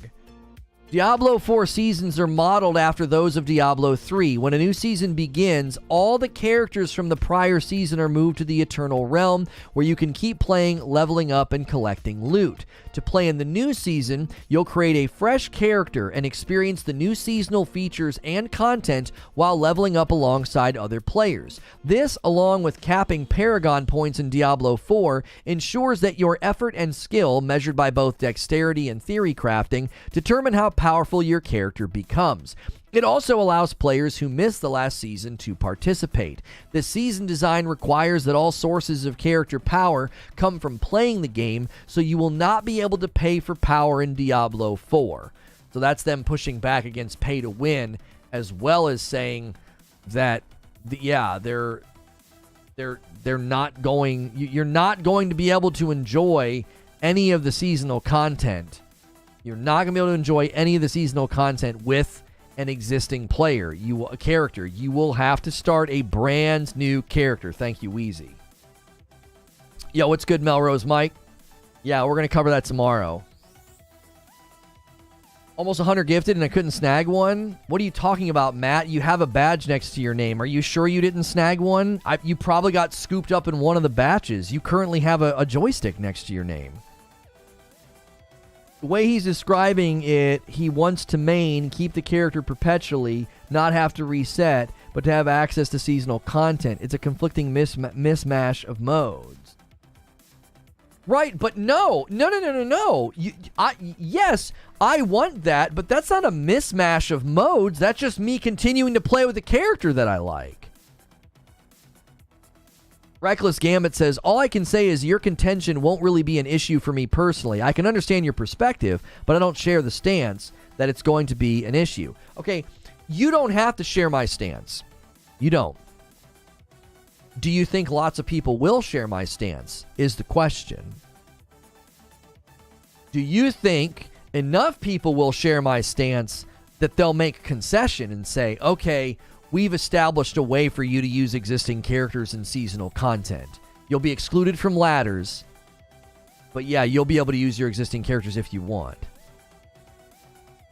I'll be fine with seasons as soon as someone explains to me why, for instance, in Diablo 2, there needed to be ladder season-exclusive rune words. It always felt exclusionary. The system has successfully navigated power creep for years when you reset the character, decades even. Right. Fuzzy, track with me here. I'm not asking for power creep. I'm not asking for my level to go any higher. If I'm level 100 and a new season comes out and I want to grind the checkboxes and the new story elements and the new quests just to get all the cool new stuff on my main character, that wouldn't be power creep. I'm capped. I'm at level 100. My paragon board's capped and completed. But I'm just continuing to use that character, right? Like, even Destiny always ran into that, right? Like, do we really need to increase the light level every season? Who the frick cares? Just give me new content to go run and give me new loot to chase. That was always the tension that they had of, oh yeah, come back for a new season, and then they would make you go run old content to level up to play the new content, and it always frustrated people. Off topic, I've known about the Starfield release date for about an hour. Their YouTube video dropped 55 minutes ago. I have known for 55 minutes. Thank you. We will cover that tomorrow. I know y'all are excited, but you know how much work I put into my show opens and my monologues. Usually my monologues, I have between 10 and 15 pages of notes to read from and to pull from. I wasn't going to slap together a Starfield show. I'll give you a banger tomorrow. Because I frickin' told you so. I told you so. I just got the month wrong. I kept saying October. You mother... anyway, Diablo. Let's talk about Diablo. Why do I want to keep making new characters every season, says DSB Prime. I would just like to play solo or with friends to get the new seasonal stuff and experience the new story. Can you respec in Diablo? You can respec in Diablo. The higher the level, the harder it gets, the more expensive it gets. Could you guys do me a favor and give me 24 more likes on this video? If you're on mobile, you have to minimize chat to do it, but it really, really helps the video find new folks. And we're getting a very, very good suggest off of that stupid Starfield video. We're also getting a good browse. We're also getting a great click rate. If you clicked on this thumbnail because you thought, hey, that looks like it's going to be a great conversation, be sure to hit subscribe so you can join the conversation. We would appreciate that so much. Starfield doesn't have a release date until they announce the delay officially first. Oh, stop it. Your system is introducing it, says Fuzzy. You keep your build and equipment, and they shift the balance. You get to have all the parts of a working build, and you get to blaze through everything when someone else's build just got put into the dirt, and they have to redo their whole character anyway. You have not substantiated why me maintaining my character does anything to somebody else's build. You're also completely forgetting, it seems, that the seasonal grind is stupid fast. You level up at a breakneck speed. Me flying through the chapters and the requirements. Who gives a frick if I want to do that? Why does that matter to you? Why does that matter to you? Why does it matter to you if I fly through the season? That was my choice. Maybe I fly through the season on my main character just so I can get the rewards and experience a story, and now I'm freed up to start a seasonal character. Because I kind of got it out of the way. I'm like, okay, cool. The story was neat. The cutscenes and the dialogue were cool. Cool experiences, new quests, awesome. Bing, bing, bing, I'm done. Let me start a new seasonal character. Me keeping my character does nothing to the power creep, and it does nothing to existing characters. Do you want to know why? I can keep playing on that character. Leveling and builds are two different systems. Okay, connect the dots for me, Fuzzy. I'm not understanding your position at all. I am completely confused. I can continue playing with my level druid at level 100 in the Eternal Realm. I can keep using his build. I can keep increasing the world tiers. I can keep farming for best in slot gear, making best in slot gear if I get the right aspects from the right dungeons or whatever. I can do that. What? Why does me taking my character into a seasonal grind suddenly introduce power creep? The dots are not connected for me at all. They seem completely... It honestly feels like a non sequitur. They're not logically connected. You got to connect them for me.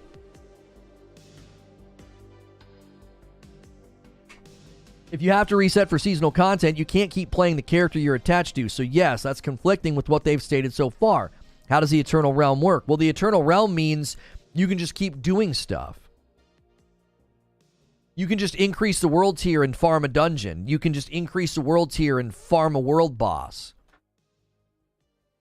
I don't know why you would do that, because that character's stuck there. He has nothing to do in perpetuity until an expansion comes along. Maybe expansions will increase level cap, I don't know. Because level cap is related to the Paragon board. The fact that they've linked your character's level to the Paragon board means at level 100, your Paragon board has gotten 200 points. Because from level 50 to 100, you get 4 points every time. That's 200 points of Paragon. Once you hit that, you're done. You're done with Paragon, you're done with your character. The white balance is terrible over here. Ugh. That's better. ARPG seasons usually add temporary overpowered items and buffs. I think that's part of the reason they're separate seasonal and the normal mode. I think that's fair pushback shenanigans, but again, why does that matter if I'm opting out of that stuff? Because I just want to experience the story, the new quests, the new stuff. I don't need a seasonal buff. I mean, you're saying maybe like the temporary overpowered items, because what they did in Diablo 3 is there'd be like those new builds to chase, right? All the green gear. They'd be like, yeah, this new set, this season, da-da-da-da-da. Are you saying that's a problem that I can go in there and get that with my main character? I don't know why that's a problem, because they're going to kick your seasonal character out of the seasonal model at the end of the season, and it becomes an Eternal Realm character. And they'll have all that content.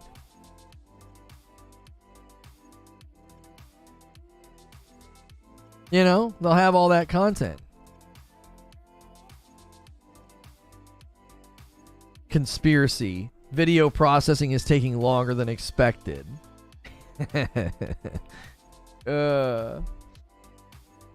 Makes it really hard to jump on hot stories when they do that. All of them uploaded at the exact same time, and yet the Starfield one won't process. How'd you publish it then? Or is that just the HD version that won't process?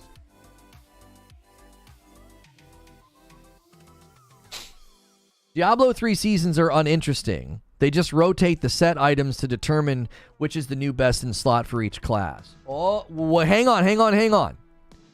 So if we take Jomka's preference, I don't know where you stand on seasonal model, main character, and all that, Jomka's, so I'm not trying to have a gotcha moment. But let's just pretend that what Jomka's is saying is generally true about Diablo 3 seasons. If that's generally true about Diablo 3 seasons, why wouldn't we want to see elements of that evolved in Diablo 4? Like, I don't know, you can use your existing character. Oh, it's just the HD? That's going to kill its viewership, though. People are going to freaking click on it and be like, what is this blurry crap? Right? Yeah.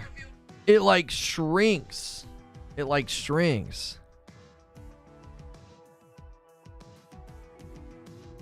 I literally yell at the beginning of that video. Gosh, I don't know, whatever. If it's dead in an hour, I would just delete and re-upload. That's what I've been doing on Ceasefire. It's just, they'll chop a short's legs off, and I'm like, yeah, fine, delete. And I'll just re-upload it later. They're probably getting inundated with shorts about that, would be my guess. I don't know. If you play, you know that's disingenuous. There's seasonal themes, activities, or content to chase. Sure, they rebalance items and sets to keep it fresh, but they also change item effects. Okay, so Graydon's pushing back on Jomka's claim. Diablo 3 seasons don't really have any real content. Path of Exile adds some crazy new stuff and mechanics every league. Okay, so what Shenanigans is saying is basically where my argument stemmed from. Okay? Diablo 4. Okay, Diablo 4 seasons are not going to be the same as Diablo 3. All right? They're not. Diablo 3 seasons were literally come start a new character, grind rifts, and that's it. Like, get the sets, get the stuff, but like there was no story. How is it power creep when you can keep playing your old character? I asked him, Eugene, I think he's trying to type up a response. I can't connect it logically. I can't make sense of what Fuzzy's saying. Because my character, my main druid that I'm going to have is going to get to level 100. He will have spent 200 paragon points. And he's done. He can't do anything else. It sounds like a Borderlands conversation. So many people said 2 was the best. However, in my opinion, 3 was. It's personal opinions only. I would be shocked. No, that's the wrong word. I would be interested as to why you thought 3 was the best. Because I don't agree with that at all. I think Tiny Tina's Wonderlands is the best Borderlands, but power creep is having to use new stuff because the old stuff is bad. Power creep is also, the new stuff is stronger, so the enemies need to be stronger, and then you make the enemies stronger, so then you have to make stronger builds, so then you have to creep up your power along with the world's power creeping up. Like, power creep is not me continuing to play as my character that's capped. Power creep's new stuff invalidating old content. Well, power creep takes many forms. It's not just new stuff invalidating old content. It's also new gear is stronger, therefore the world has to get stronger and the enemies have to get stronger. Like, you're creeping up in power, so then the world has to creep up in power along with you, which creates meta building. Everybody has to play meta or you're not going to be able to keep up with the world's power. Okay, here's Fuzzy's answer. You keeping that fully working build already established rather than having to regrind for it. Okay, that's not power creep. When they start a new season, they tweak things, like making a summon necro more viable and nerfing a bone spear necro. Okay. If you start the season with all the stuff, you're not only blazing through it, but you're getting all the rewards in your premise. You would have to balance the reward benchmarks. and for how much the builds and the mechanics get tweaked every season, you're looking at a power creep nightmare in the balancing. No, you're not. Fuzzy, let's take your example. You've given us something to play with, and let's take it. Let's say they nerf a Bone Spear Necro, and I'm playing as a level 100 Bone Spear Necro. How is that power creep? I've been nerfed. I would have to change my build. I wouldn't be immune to the nerfs just because I'm staying on my character. Nothing you've described is power creep. It would only be power creep if for some reason my Eternal Realm character was untouched by their nerfs. Even then, what you're saying is my choice. If I want to play with an existing character and fly through the season, that's my choice. Who cares?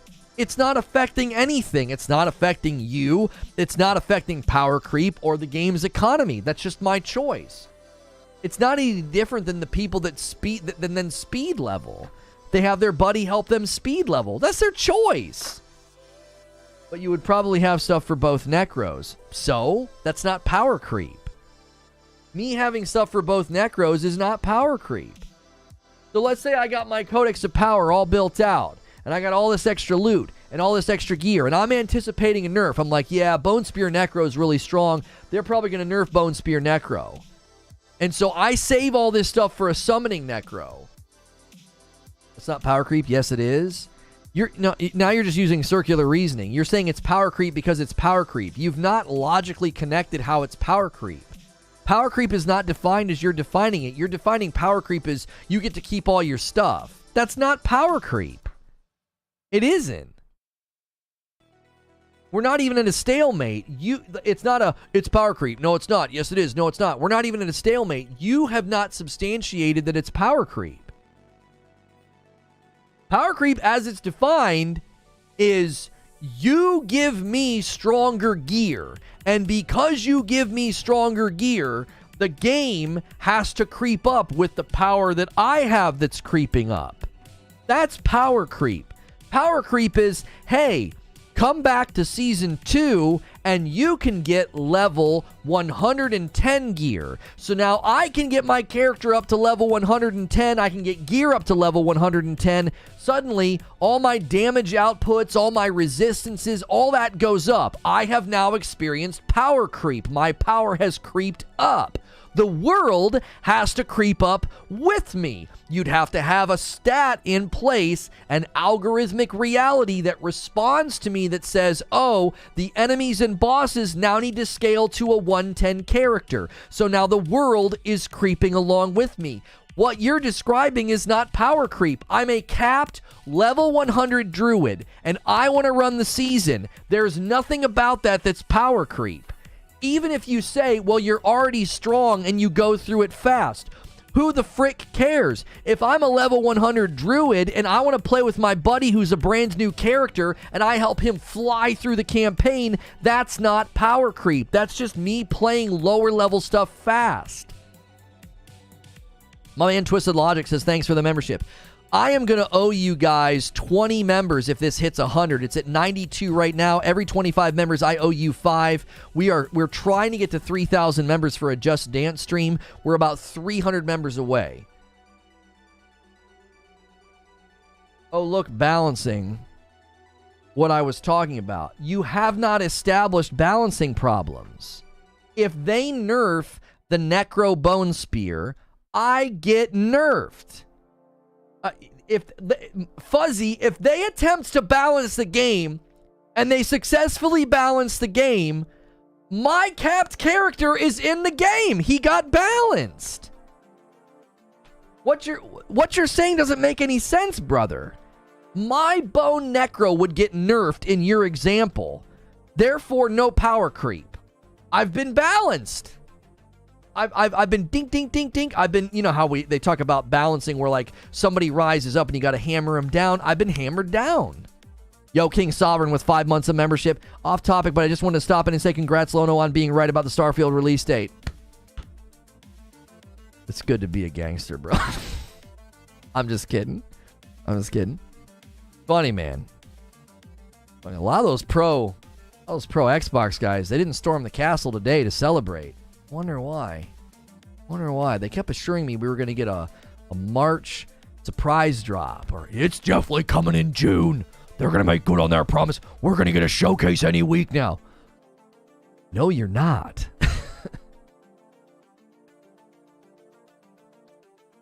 You'd have multiple builds at the end of the season. Sorry, I say within the same class. You can name any build. What? But that's not imbalance. That's not power creep, Fuzzy. Brother, I'm sorry. You're just making stuff up, man. Just because I have multiple builds doesn't create imbalance. It doesn't create power creep. And you can't have multiple builds because when you're at level 100, respecking is more expensive.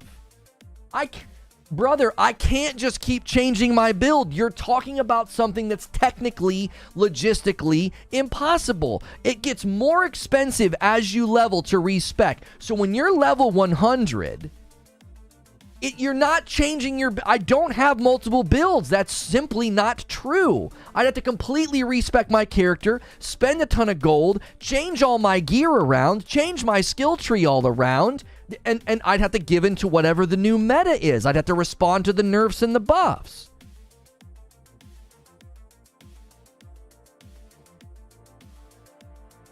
Awkward Reddit. Any outrageous engagement on the tweet? What is that? Where are you seeing external? What video is that, creature? That's not today, is it?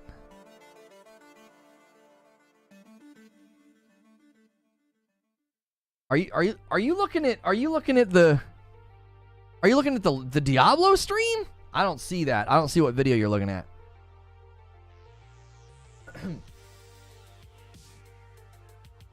I've not tweeted about any of the other videos today. I've only tweeted about Diablo. Oh, CS:GO?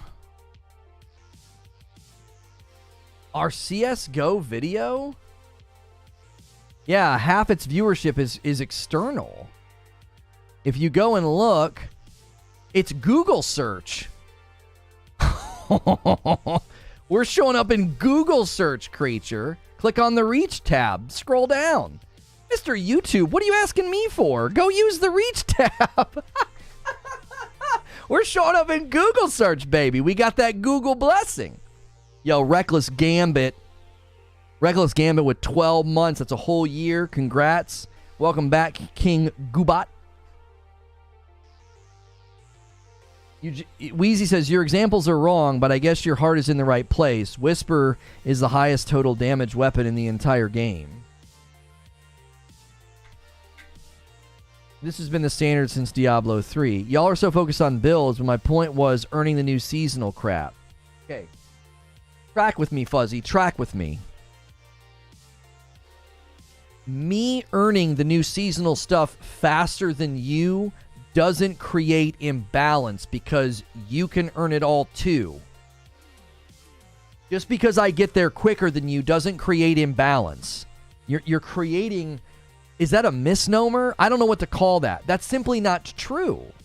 Barrier with 18 months, that's a year and a half of memberships. Can't believe we're still going in circles about power creep. You should know what turns me off. Stop it. YouTube groups Google. At least they did. Maybe they're breaking it out now. Yeah, the reach page says Google. So if you go incognito and you search for what? CS:GO 2? We're the first video. I just went incognito and searched for CS:GO 2. We're the first video on the video tab on Google search. And then if I separate the two, CS:GO space 2, we're the second video under the War Owl. And our thumbnail is probably kicking butt because it's just such a good thumb.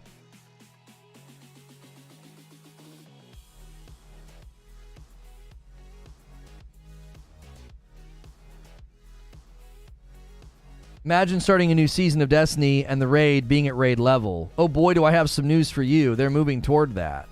Yeah, they're not going to make you go grind old content to enjoy the new content. That's a change. They've been asking for that for a long, long time. Just ignored it. Well, there you go. Yeah, I just incognito tested it. That's why. Yeah. That means that video is probably going to cruise over the next couple of days. It's turned the corner, and it's probably gonna skyrocket. Yo, 2 whole years of membership from Cat. Hang on. Can't have a cable in the dadgum shot. What are we doing here? Yo, thank you, Cat. Professional. At least have the microphone upright. I had to use D2 as an example, but people bounty stacking before a season and expansion doesn't change how I play or experience the game. Right, like leveling quickly, getting stuff quickly doesn't create imbalance. You're using words improperly. Imbalance, if there's a lack of balance in the game, or as you said, power creep, you're using 2 terms incredibly incorrectly, okay? And I love you, so I'm being way more patient with you than I would with like some drive-by gray name, right? That's right, gray names. I'm shaming you into membership. Give me money. Anyway, power creep and imbalance are terms used for this build is broken and way stronger than every other build. It's imbalanced. It needs to be nerfed. This is power creep. You have slowly gotten stronger than the game, and the game's having to catch up with you. Me going through the seasonal content very quickly because I'm at max level is not either of those things. It's not power creep, and it's not imbalance. Eugene says, you can make an argument it hurts loot incentivizing pursuit, but that's not power creep. But even that doesn't work, Eugene, because we're all grinding the same stuff. Your seasonal character is going to eventually catch up to mine as well. And the loot, we don't know what the loot incentivizations are. If they're gear sets, if they're cosmetics, we don't know. They haven't outlined any of it. The battle pass, as far as we know, every season is mostly cosmetics. New Starfield video is out. Homie, the video's been out for 1 hour and 18 minutes. I love you, but I already know about it. We'll cover it tomorrow.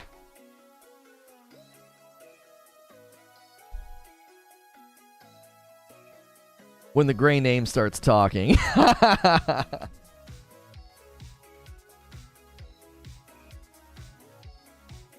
Let's be kind. Let's be kind to people coming with the Starfield news, guys. They're just excited like the rest of us were 1 hour and 20 minutes ago. Let's just be kind about it. Be kind. We can do that. We can be genteel. Bungie made changes to limit that in an effort to protect players from themselves. That could be true here. I'll be dead honest with you. You're not protecting me from myself by making me start a new character. You're annoying me. You're not protecting all those console players. You ain't protecting them. You're annoying them. Mike onto Mike with 12 months, and it's a VIP. Been around since Age of Triumph. That's my man. That's ride or die. That's freaking ride or die. That's way back.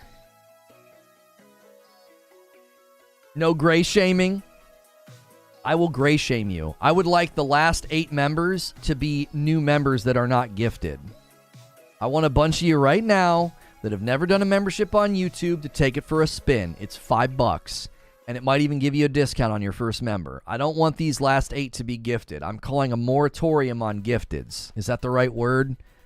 Zubair, is that the right word? A moratorium? Google is crapping the bed. I just searched for moratorium. A temporary prohibition. I got it right! I did it, Dad! I did it! I used the right word. Moratorium on gifteds. Welfare Rockstar with 9 months, and it's a VIP. If the leak I heard about is true, D2 ripped off your best in slot idea to replace the power grind so you can level the primary or arm slot as a whole and cross character. You don't say. It couldn't be that. No. I was right.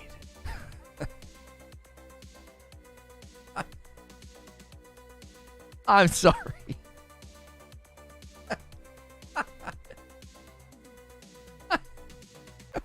I'm sorry, but that game, bro. And the developer. Screw them.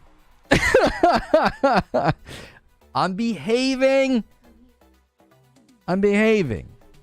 Dark Taco! Coming in with a gifted.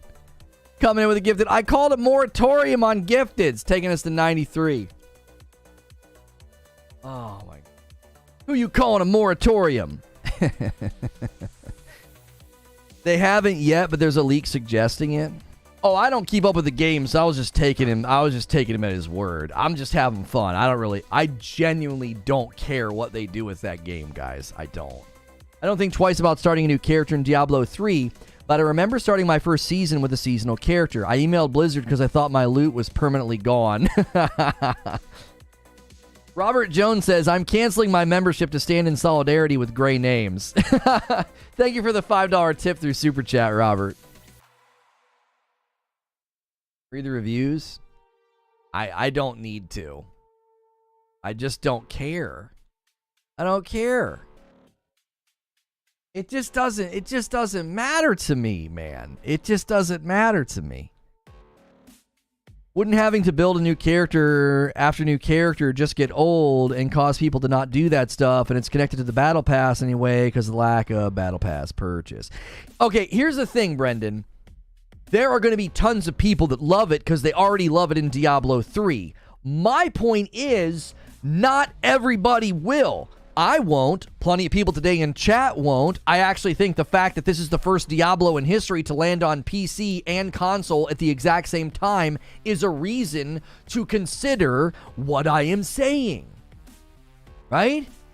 It's a reason to consider what I'm saying. Recap?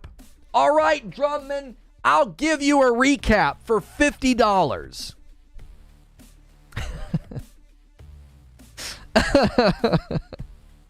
I'll give you a recap for $50. I'm listen, inflation, dude. Inflation and stuff. It's just kind of the way that it goes. You called it. Starfield not launching first half. Hey, just want to let you know that I chased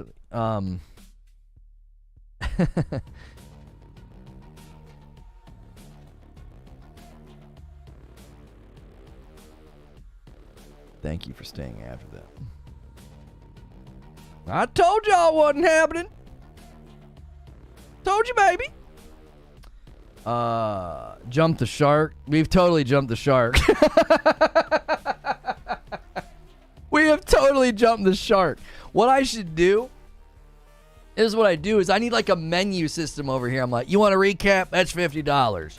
You want me to tell you the weather in your city? That'll be $25. You want me to take my glasses off and wink at you? That'll be $5. You want me to do a personal voicemail message? That'll be $5. Like, just a menu. Just totally sell out. I think the gifted bombs went to Lono's head. All right, fine. Fine. It'll get old. Folks have been playing like that for 21 years. Wait. Everyone stop. Are you a time traveler? Anung Unrama, are you a time traveler? Because if my math is correct, and it's usually not, but I think this time it is, they've only been doing the seasonal content model in Diablo. Hang on. 9 years. It's been about 9 years. It hasn't been 21 years. It's a new concept in Diablo 3. They introduced it like 9 years ago. What are you even talking about?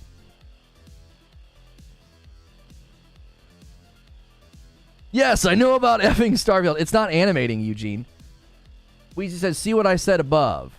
Even if their gear sets are cosmetics and you, in theory, put your character in the seasonal pool, you still have to wait until the end of the season to bring it into the eternal pool anyways. I quite literally cannot see an issue with this if people want to just play their main character. I'll make a new character, sure. I also don't see an issue with someone that doesn't want to. Thank you, Wheezy. Thank you.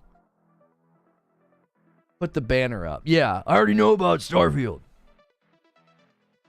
His name sounds like a time traveler. Missed it by that much. Yeah, I kept saying 10-10-23. I was off by a month. September 1st. Yeah. 21 years is 9 in inflation time.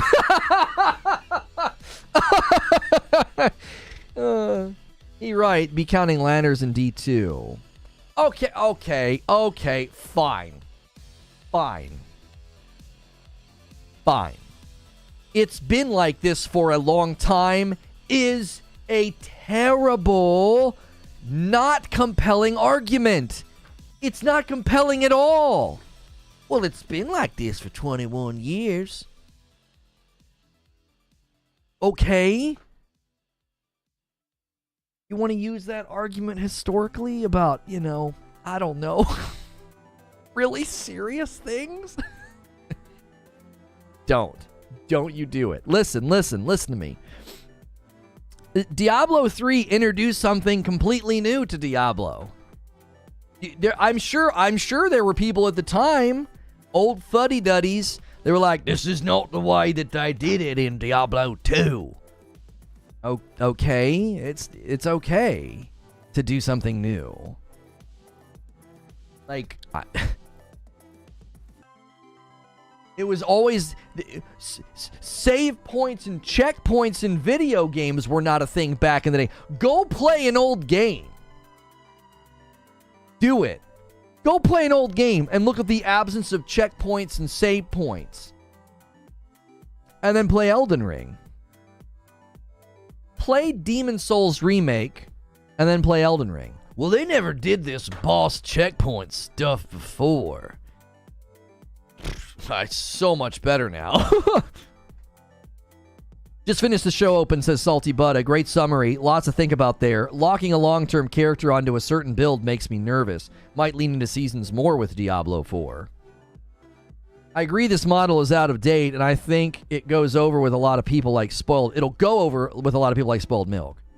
Fast Travel's a recent addition. Yeah, there's so many things. There's so many things in video games that you don't want to push against it just because, it's always been this way. That's a terrible argument. I think your YouTube lawyer would want you to stop talking. I remember having to write down passwords for game saves, right? I remember having to write down ridiculous codes to start the gameplays twice in Mega Man. Angry Pete and Drizzt T are apparently best friends. Hilly says it's 2 different games. Like, my dry erase board, Hilly, is literally... I gotta be able to see it. So I have a line drawn that says main game grind. And then I have another line drawn that says the live service engine. You're exactly right. It's like when they describe their games in the systems, it's like they're describing 2 different games. Hence my thumbnail. Hence the title today.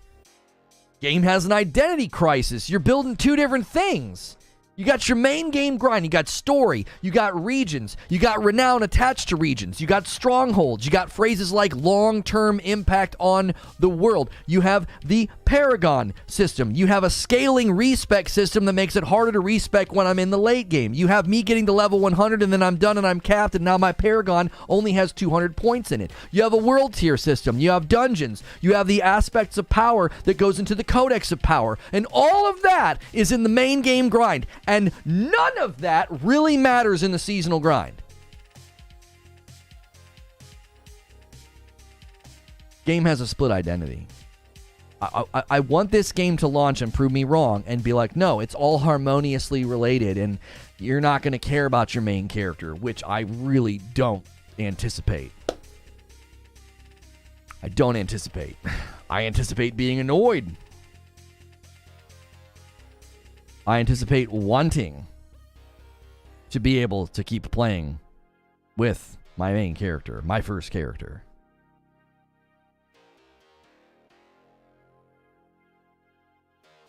The PlayStation 5 sold more units last month alone than the first 4 months of 2022 combined in Japan. Holy mackerel.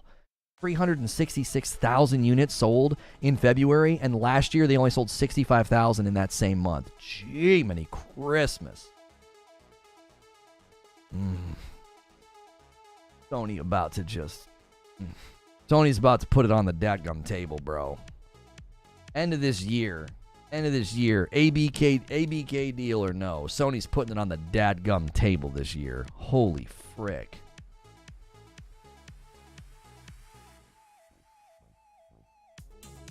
You think they'll change things up since they have time?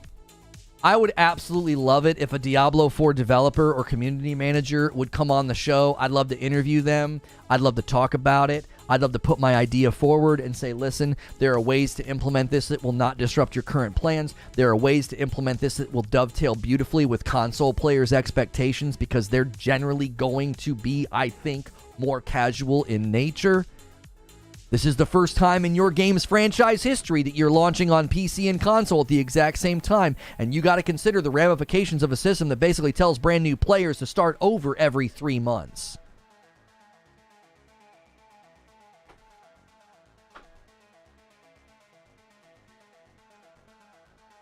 I did the same thing with Anthem when I covered it. I did the same thing with The Division when I covered it. I did the same thing with Destiny when I covered it. I look at the systems, I analyze the rhythms, the incentivization, the loop, the player psychology, and all the potential responses, and I say, this is going to go bad. This ain't going to go over very well. I'm going to be like a prophet, okay? June's going to hit. And we still don't have an answer to this question either.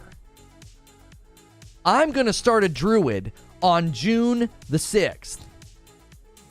Diablo IV Season 1, do we know the start time yet? Because it doesn't start on June 6th. It doesn't.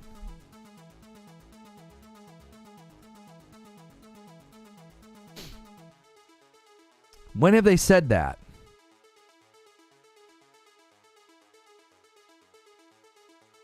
I'm trying to see if they've said that. They've basically confirmed that Season 1 will not start at the launch date of the game. This guy's speculating based on past things that Season 1's going to start in September. We don't even have an answer on that.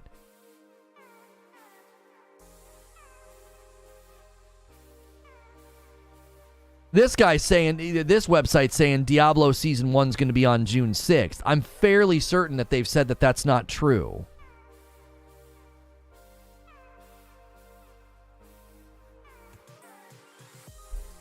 Seasons aren't live at launch. That's what I'm saying.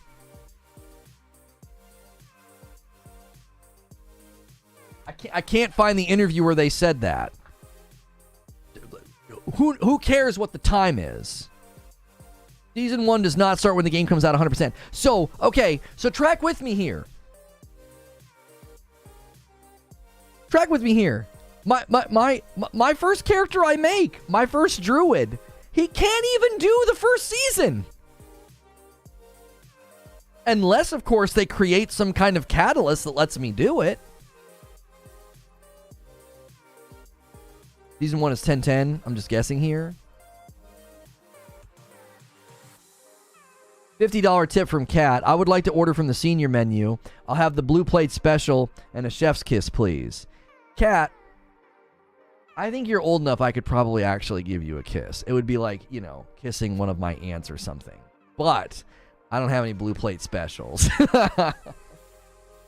I did say a recap which cost $50. The opening show recap was basically that there are two distinct parts of this game. There is the main game grind, and then there is the ongoing seasonal content. I believe that those two systems are disconnected. I don't find them to be connected in meaningful ways, which is why I believe this game has an identity crisis. I basically springboarded off of one comment from Hilly the other day where he said, the more he looks at this game, the more it sounds like they're describing two games. You have one game with a campaign and a renown system and a paragon system and an aspect of power, codex of power system, and it gets more expensive to respec the longer that you play and the higher up your level goes. There's all that. And then over here, you have the seasonal content grind, and they're like completely separate from each other. They're so separate. They're so separate, you don't even have to play the campaign. You can just jump in. You can just skip campaign and play seasonal. A German games magazine has claimed it will start several weeks after launch, so everyone has the chance to get in on time, which comes, so they claim, directly from the devs. I swear to you, I read the same interview somewhere. That's rattling around in my brain for some reason. There was an interview that I read that said that. They're like, no, we're going to give everybody a chance. Because people were saying the early access was pay to win. And I was arguing with them that it wasn't. And then it became known that they were like, yeah, you don't need to worry about that. They're like, you don't need to worry about that because the season's not going to be there. It's not going to be available at the launch of the game. Oh, and let's not forget that you can't even use the first character that you make in the season. So the character that I start in early access has no bearing on the seasonal grind and the seasonal ladder climb anyway.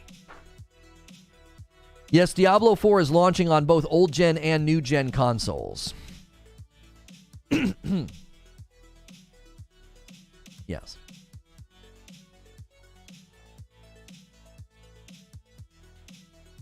I hardly ever replay a campaign. I like some of the decisions they've made. I've been kind of harping on them today, but I do like some of the decisions that they've made, like not requiring the campaign multiple times. You know, if you want to start a new character, that's what's so great about the seasonal grind. Like, I'm going to spend all this time on my druid, and then a season's going to start, and it's like, well, here, I want to check out this rogue. I want to check out a barbarian. Well, the seasonal grind's perfect for that. You get all the stuff really fast. They've said that on the live stream. They want everyone at the same stage for the ladders. That can't be right. We must have bad info or misunderstanding. Wait, what can't be right? What do you think is the misunderstanding, Russell? We've said a lot of things. It's pretty standard to not launch without ladder seasons and MMOs and ARPGs. I have no problem with it personally. I'm not saying I have a problem with it. I'm saying, what does that mean for the first character that I make? Yo, monthly was 6 months, half a year of support. Are you covering Starfield release video later today? No, it'll be tomorrow. I want to be able to write up a whole monologue and have a good show open, and I can't do that on the fly.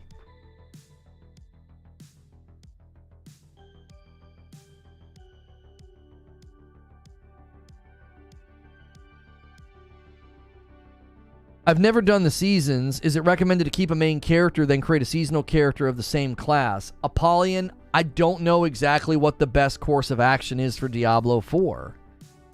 A lot of people have said that's what they're going to do. They've said, oh yeah, I'm gonna start a character, get him all the way maxed out, and then when I do a seasonal grind, I'm going to pick that same class. So anything I earn, I can hand off. If I get some really good cosmetics or something for the druid, I can hand it off. I can hand it off to my main druid. I think a lot of people are going to do it that way. I had somebody say that the other day when we were talking about this. They said, well, I think the best way to do it is this. Again, it feels like I'm having to kind of babysit the game because you can't just let me continue to play.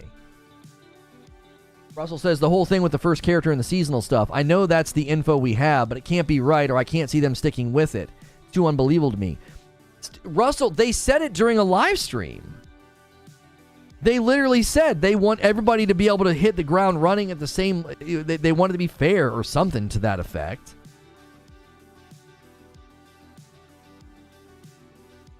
Oh, hang on. Bethesda is who tweeted it.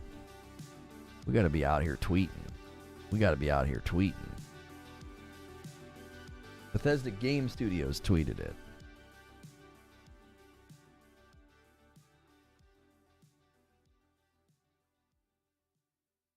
I was off by a month.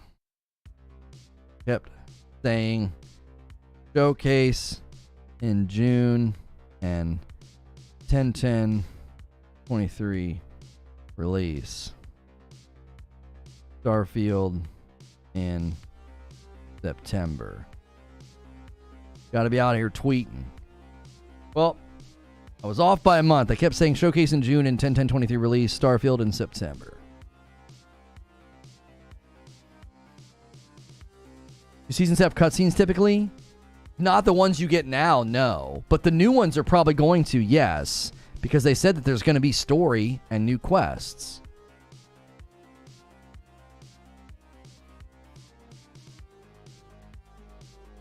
If you want your seasonal grind to help your main, that's what it seems like you have to do, which defeats the purpose of season, says Eugene.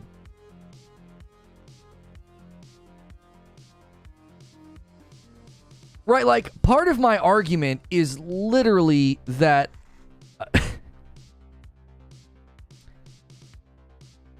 part of my argument is literally that you're just doing it because you did it before. Like, I don't see a good reason to not expand on this.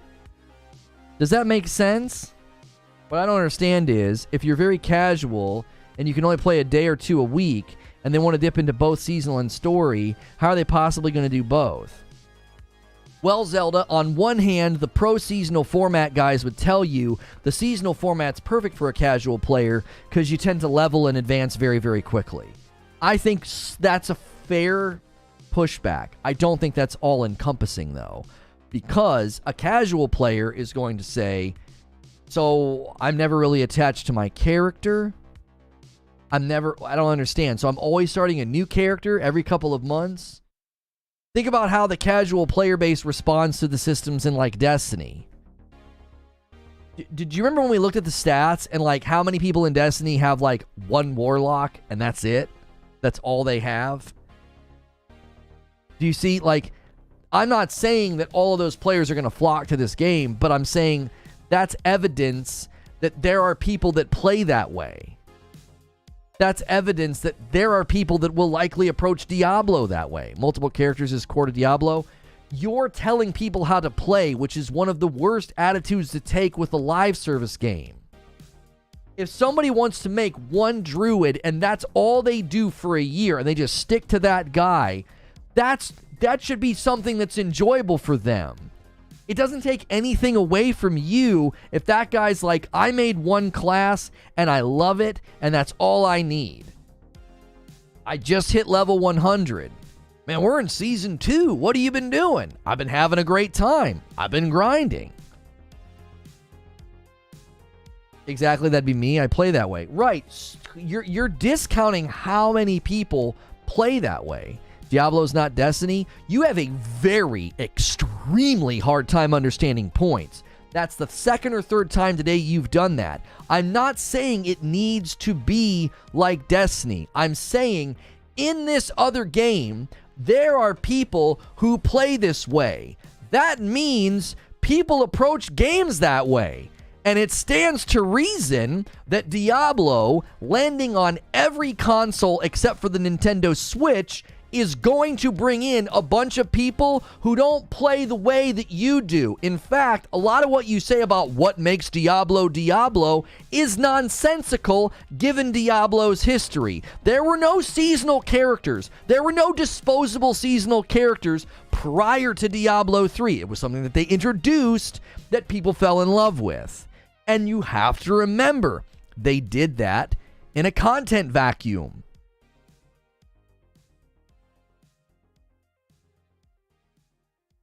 They can enjoy that character in non-ladder. I've said numerous times that if you went into a seasonal grind, seasonal event, seasonal structure with an existing character, you'd opt out of the ladders because you'd already be leveled up. I only do the seasonal content story on one character, says Eugene. I don't have time to invest in multiple characters in any game. When I play Destiny, I exclusively play Hunter. Diablo 3, I exclusively played Necromancer. Like, your mentality is truly toxic on games. It's a toxic mentality because you basically whittle it down to, this is what I like and this is how I play. Everything else is either bad, wrong, stupid, or doesn't need to happen. And it's like, brother, nothing I'm suggesting affects your slice of pie. It doesn't affect you at all. You can play your main in non-ladder. There are definitely seasonal characters since D2. Right, but the idea of starting a brand new fresh character that then gets turned into a regular character and then starting over again with another brand new character in a new season was introduced in Diablo 3. Diablo 3's seasonal character format has been so popular, it's literally impacted No Man's Sky. Like, there's goodness to it. It's a good idea, but iterating on it doesn't hurt anything. If you think that's Diablo, always starting new and multiple characters, and that's what defines Diablo. Nothing, and I mean nothing that I'm suggesting is a threat to that. You can do that. You can make your 19th druid in Season 7. I don't give a frick. I'm talking about letting a character, letting a new player, letting someone with less experience just stay on their main. And they jump into the season, and they can grind the battle pass, and they can enjoy the new quests, and they can enjoy the new story. They're not in a ladder race. I don't give a frick about that. The rebirth system's not the answer either, because that type of a player is not going to want to reset their character. That's almost no different than starting over. This is one of those times where gamers are their own worst enemy. I'm suggesting a non-impactful change that would allow more players to enjoy the game.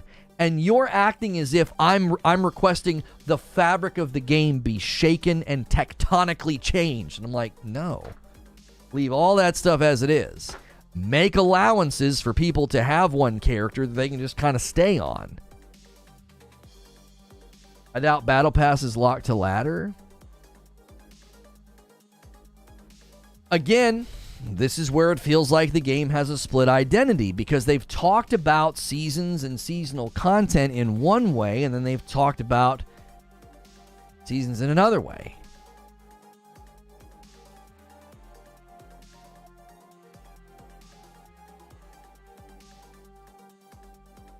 Hey Lono, I know this is off topic, but it might help your show tomorrow. I noticed that for the gameplay reveal 8 months ago for Starfield, they stated that it was coming to Game Pass. If you see the announcement video today, it's not there anymore. Well, it might be because Bethesda put it together and they've decided to not include that type of marketing push. It doesn't mean they're going to go back on it. I don't think there's any smoke there. That feels like smoke, no fire. I don't think they would go back on that promise, homie. It's a good observation, but it's likely because this was put out by Bethesda GameWorks on their Twitter account and YouTube channel, and I think some of the original gameplay some of the original gameplay marketing things that were pushed out in conjunction with the Xbox Bethesda showcase, which means Microsoft or Xbox might have helped put together that marketing content, which means it would have included Game Pass push.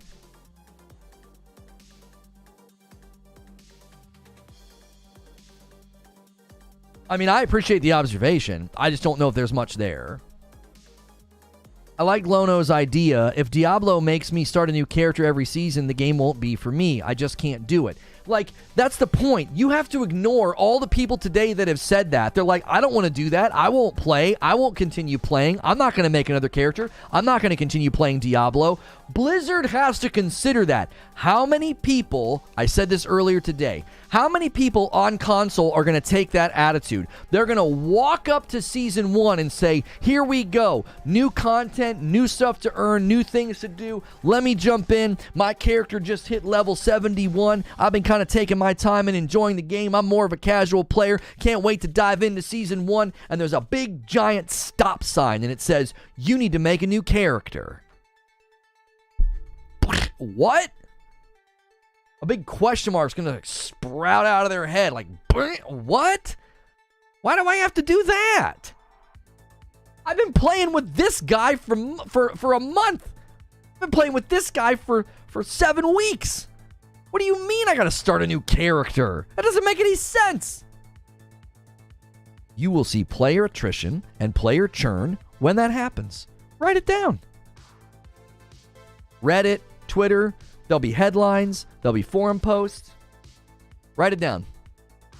If Season 1 does that, you're going to see people just completely flip out. They're not going to understand.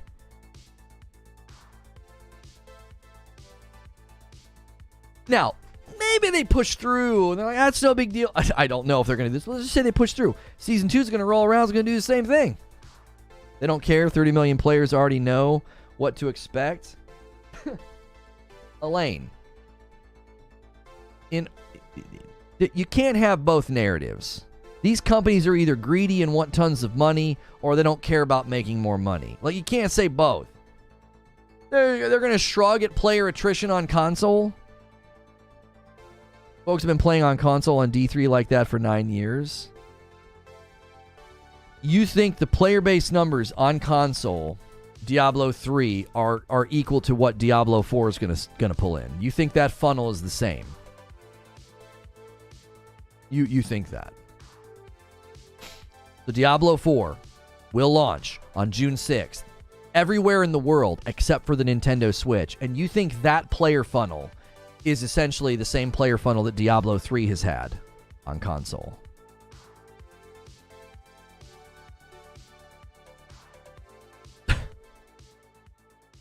Diablo 4 is probably the only game this year that will potentially commercially rival Hogwarts Legacy. December dev update also talks about the season starting later at the 44 and 15 minute mark. The game will launch in preseason mode. Thank you, Victor Mayhem. There you go, Russell Stewart. I mean, Victor just went and confirmed it. In the developer update in December, 44 minute and 15 second mark, confirmed from the horse's mouth, Diablo 4 will launch in a preseason mode. I don't know what that means for Season 1. We don't have any clue what that means. Listen, you guys are running out of time. I'm gonna give you a little bit more time on this because I got to do my own gifts. All right, we need 7 more to get to 100, and then I owe you 20. We are going to do a member stream today. Big member streams on Friday and Saturday night. You're not going to want to miss it. Creatures cooked up some amazing thumbnails already for The Devil in Me. We'll kick off Friday night with that new cute DC game, DC Cosmic Heroes, I think. That'll be a publicly viewable stream. And then we'll redirect to members only. So that'll be a great night to become a member and gift some members. All week long, we should be trying to gift members and get tons of people in. Get closer to that Just Dance stream. I mean, I agree with Reforge in general, says Fluffy Bunny. It'd be fine to let casuals play their main, but I also think it's a moot point. Seasons will be a thing, and you have to make a seasonal character. Fluffy, if you're Blizzard, and you see a high amount of player attrition and player churn at the point of a seasonal push, somebody's going to ask a question. What the frick happened? Why did all these people stop playing? Because that's when you make your money. You've got your battle pass. Does the battle pass have a premium track? Yo, Silent Warrior is going to take care of my man Uncle Brada. That takes us to 94. You guys could walk this all the way to the goal line one by one. Don't let the big dogs take all the glory. Casual Grinder gifted like 80-something members today. Don't let him take all the glory. You guys can gift one at a time. See if you can gift on mobile now wherever you are. Hit the $, see if it's available.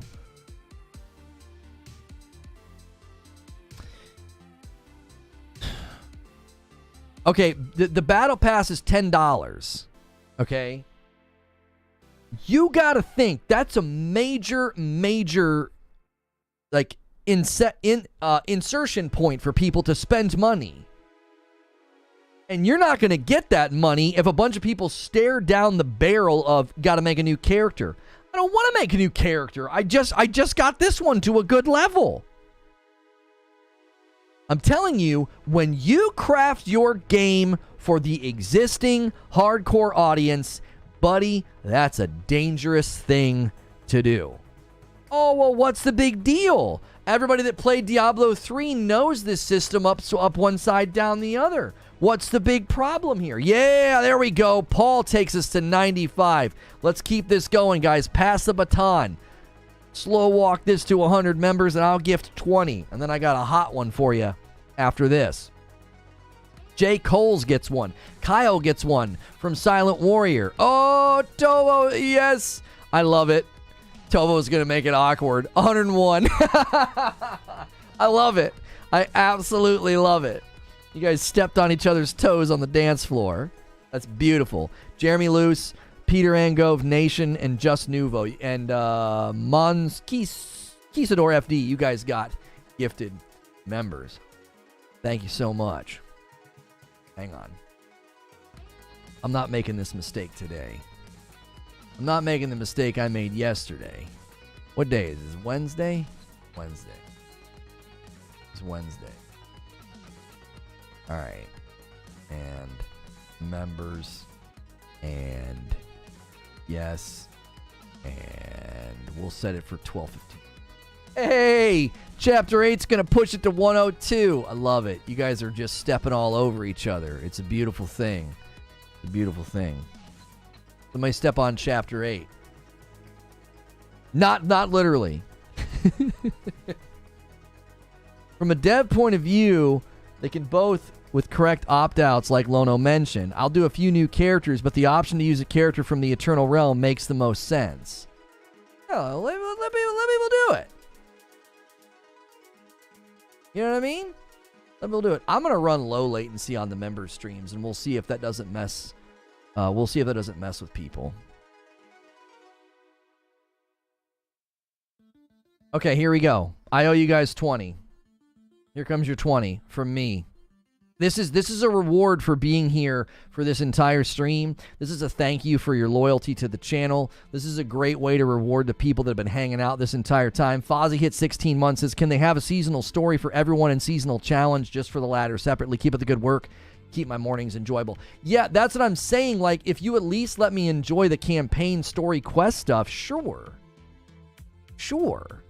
That's kind of what I'm talking about. It's like, man, let me at least enjoy the ongoing story and the developing story in the game.